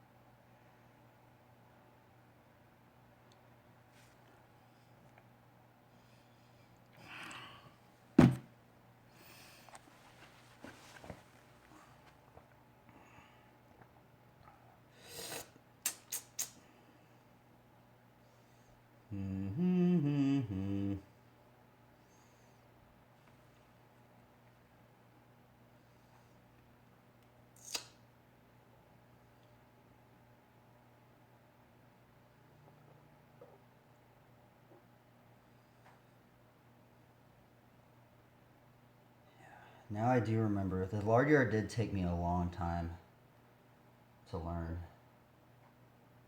It's kind of weird because, like, it's so strange. I've been, like, streaming so long now that it's like I kind of equate the tricks that I learn now to stream time. But before I got into streaming BMX, I was doing Flatland for maybe a year and a half. So I think the lard yard probably took me maybe 3 months to learn.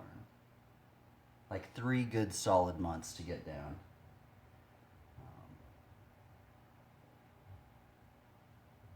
So maybe I have to equate that's how long the locomotive is going to take me to learn.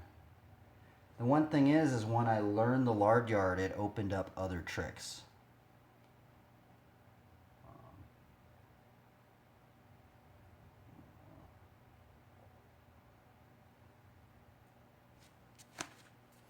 I don't know, man. Let's see, how long have we been going for? We hit 5 hours yet?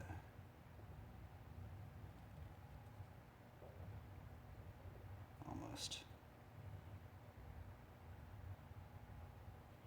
Almost. I kind of want to even like do another Reddit stream, maybe. Let's find out shebang. Maybe not. Let's see. It seems like I'm gonna be getting more stuff on this one. How many people?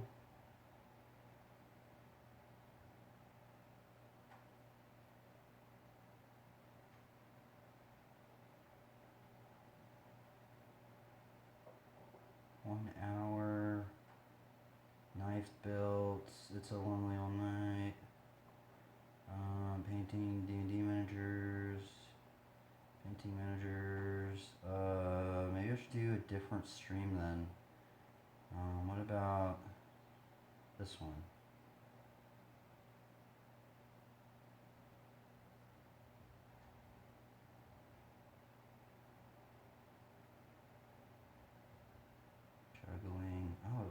people do it, actually. That's weird.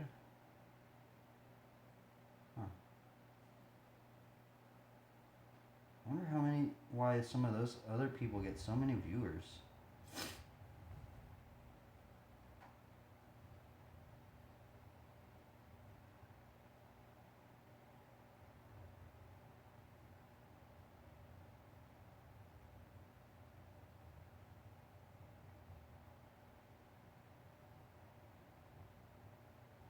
Holy moly, that's a big old hog family.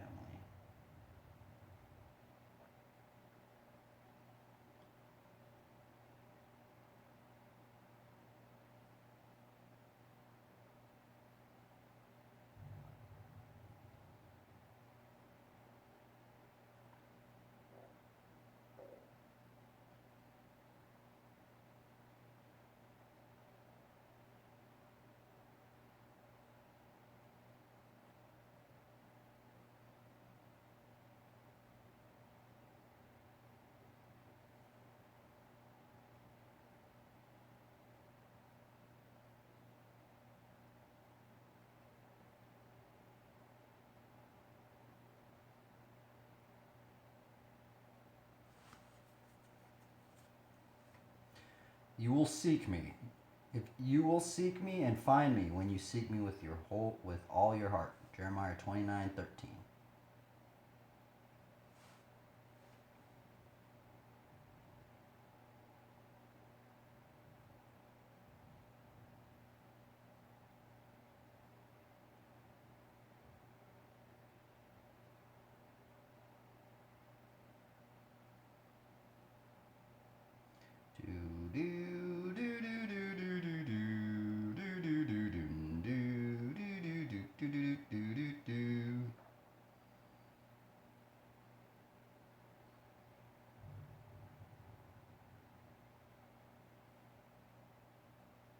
Okay, what's this guy broadcasting on? Oh, Animals of Reddit. Interesting. Animals of Reddit, Glamour School. What is this? No. What about another one?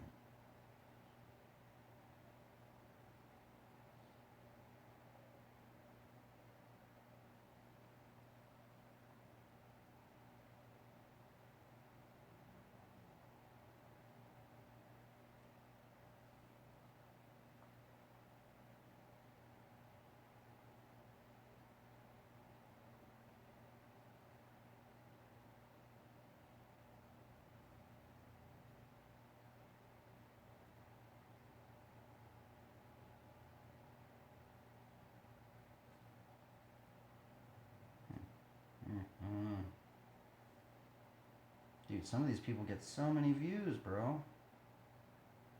No way are 10,000 people watching this dude.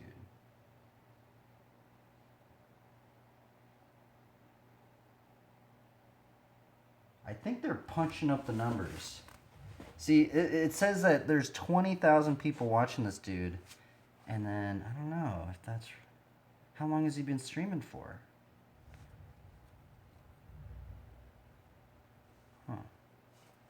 I mean, maybe I should just keep spamming the freaking top thing.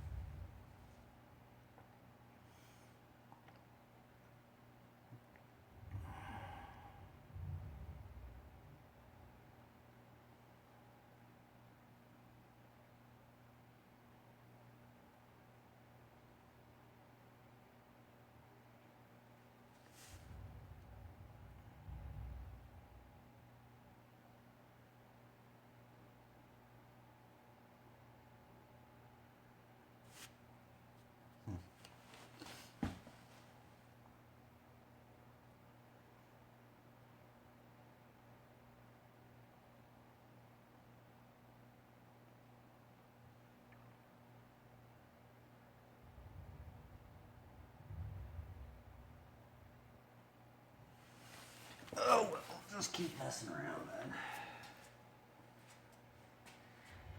Actually, maybe I should get another, let's see if it's sunset.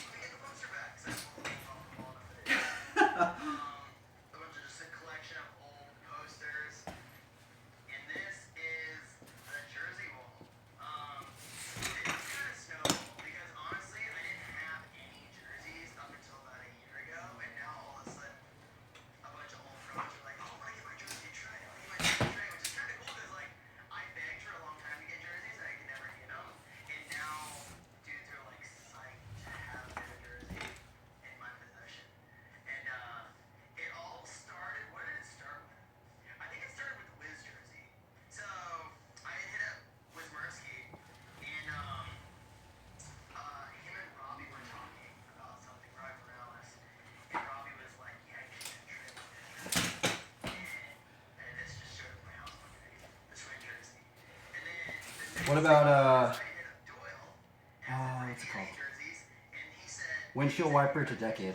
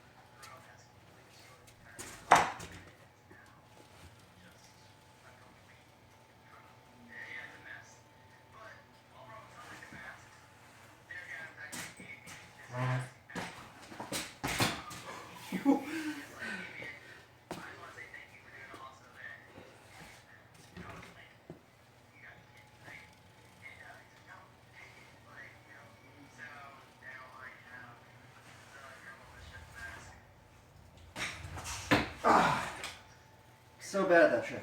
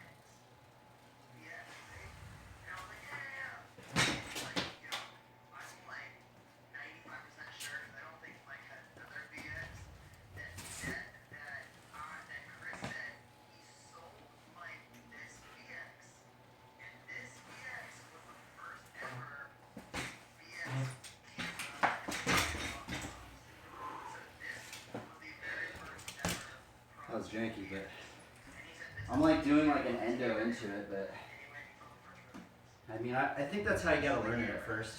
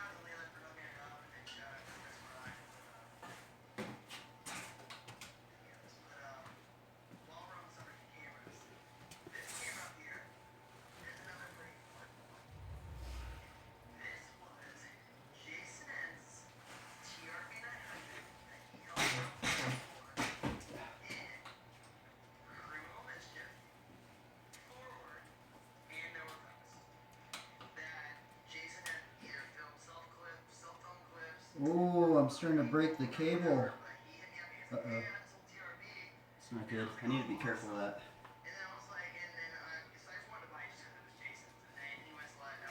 My cable might snap on me here pretty soon. It's not that. I've only snapped like one, maybe 2 threads. It's still weird to look down and see.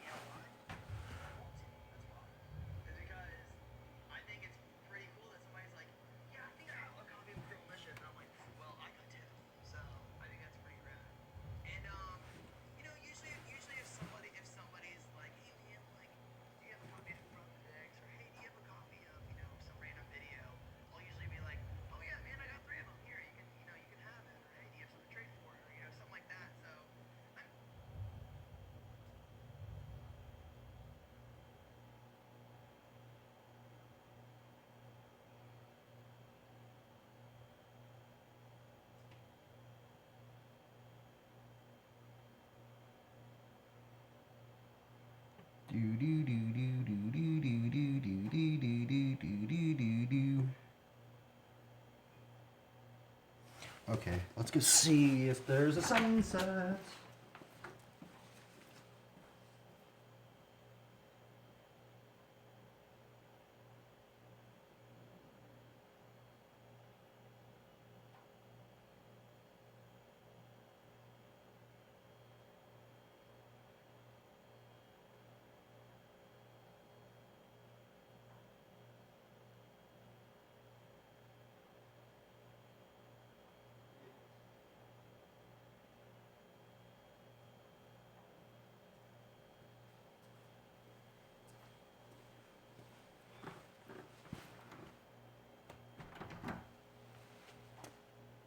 I don't know what I would even do out there. I mean, I guess I could practice just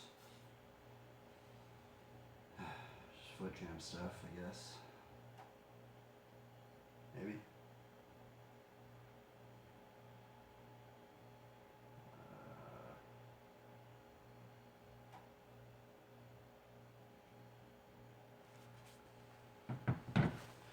I guess we'll just do it just for the ending stream. Maybe I'll just do it for thumbnails for the stream, I guess, or something like that.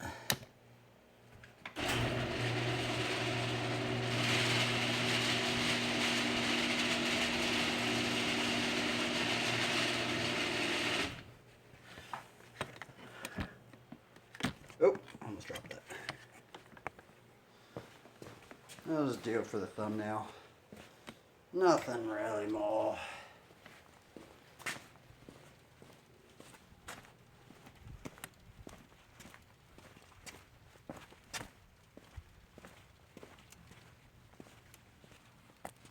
Shit, is that a dead coyote? I hope it's not a dead coyote.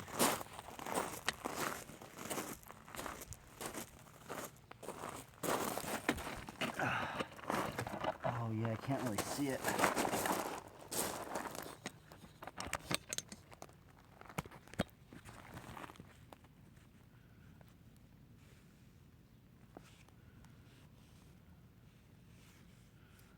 There we go.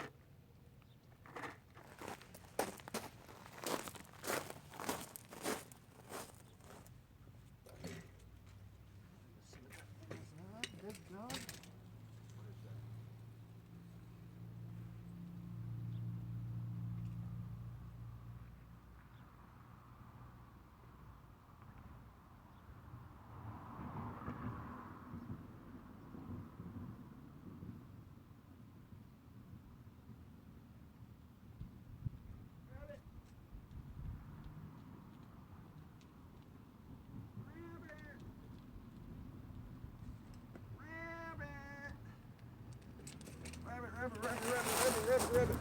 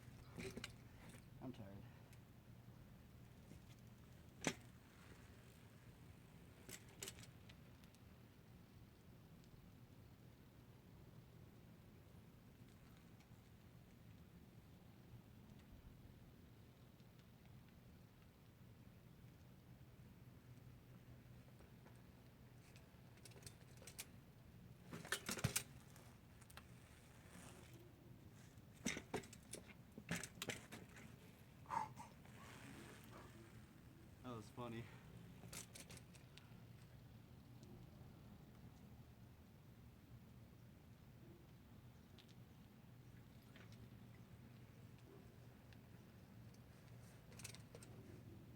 Oh, what am I even doing?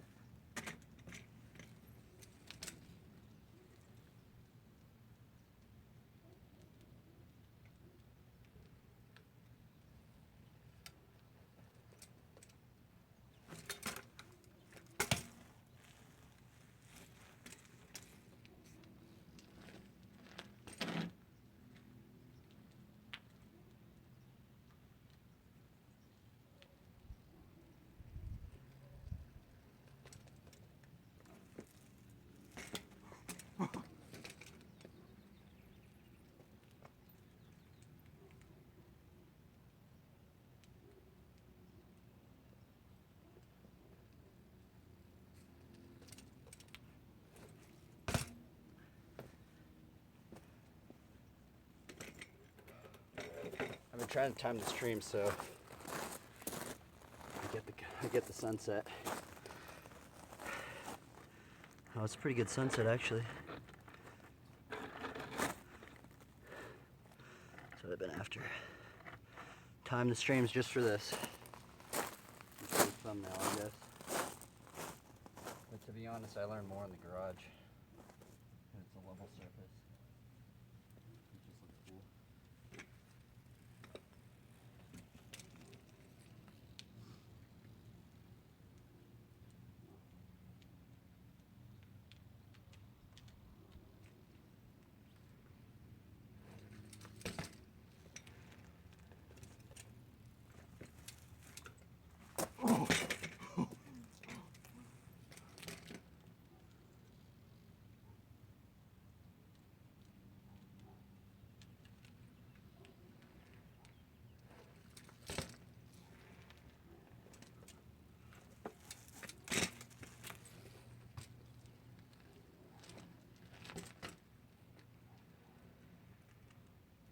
Let's go.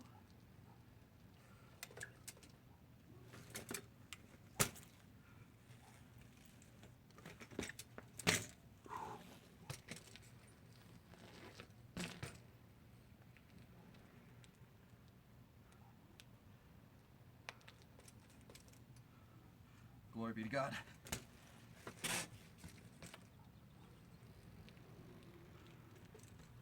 All right, end the stream.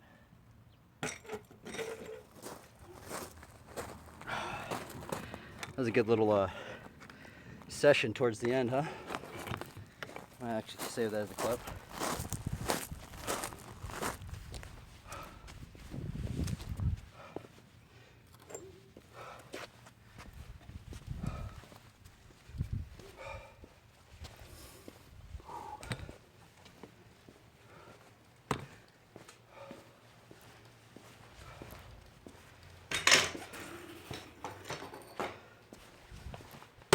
Oops.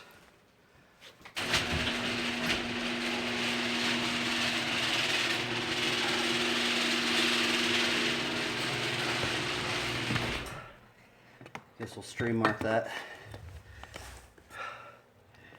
You get the thumbnail.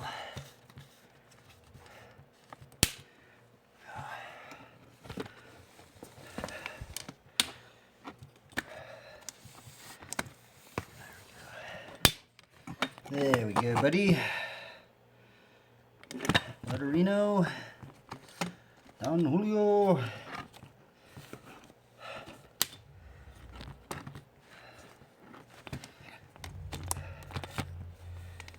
Oh, okay. Oh, here's my other phone. I was like, where is it?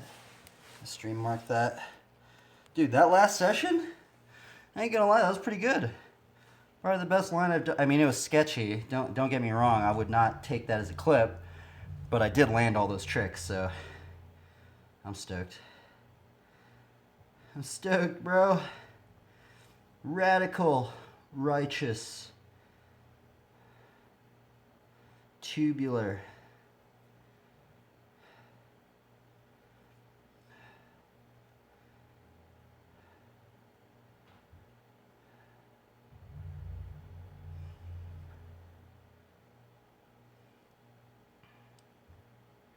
My voice shalt thou hear in the morning, O Lord.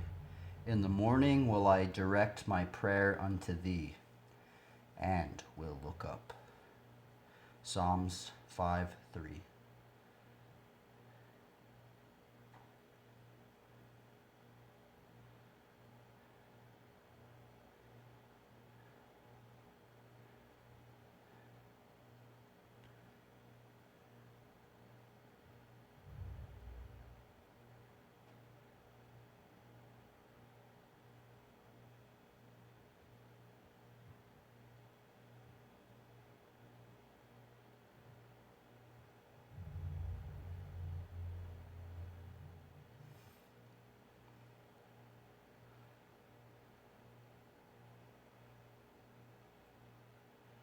Just going on through some.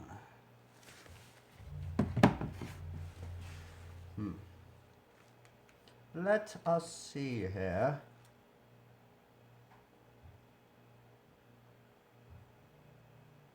For everyone who has been born of God overcomes the world. And this is the victory that has overcome the world, our faith. 1 John verse 4.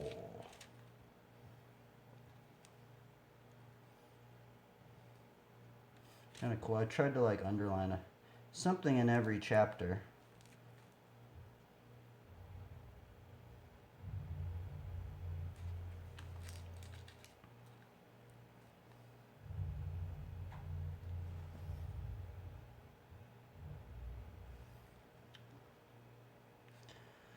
So put away all malice and deceit and hypocrisy and envy and slander.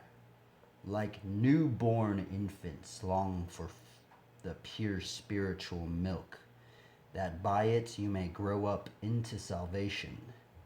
If indeed you have tasted that the Lord is good, as you come to him, a living stone, rejected by men, but in the sight of God, chosen and precious.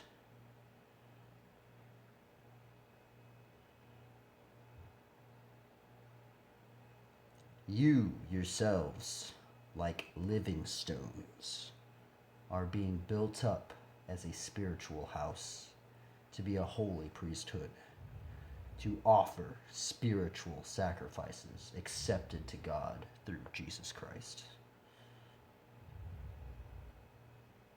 For it stands in Scripture, behold, I am laying in Zion a stone, a cornerstone chosen and precious, and whoever believes in him will not be put to shame.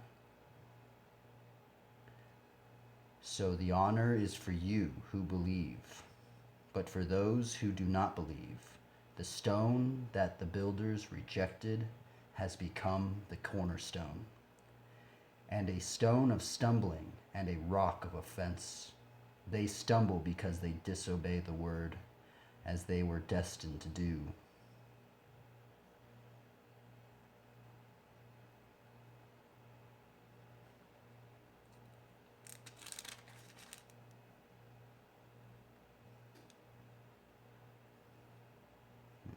That was 1 Peter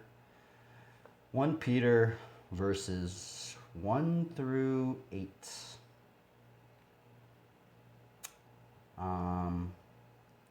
It's kind of funny in this chapter. I don't know if you see this little chapter. I drew a little mountain giant. Not mountain giant. Is it called mountain giant? So for the night elves,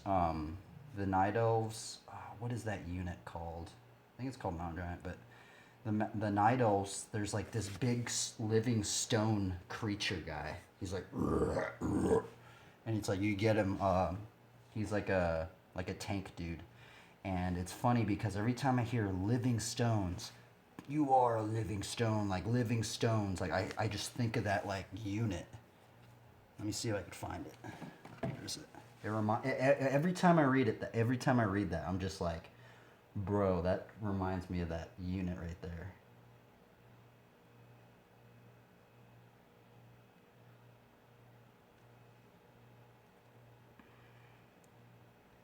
It's this guy. This unit right here.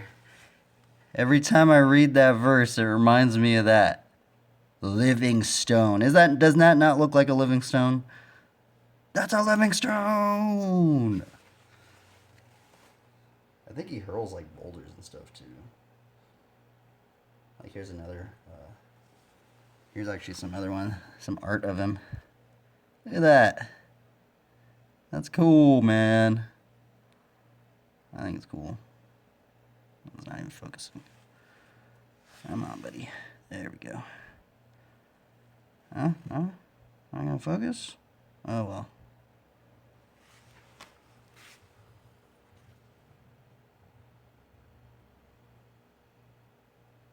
Here's another. Ooh, here's some more ones. We'll just go into a whole plethora. A plethora of good visual vocabulary to keep us motivated in the faith. Look at that guy. Living stone. Living stone. Here's another one. I'll end it with this one. Living stone.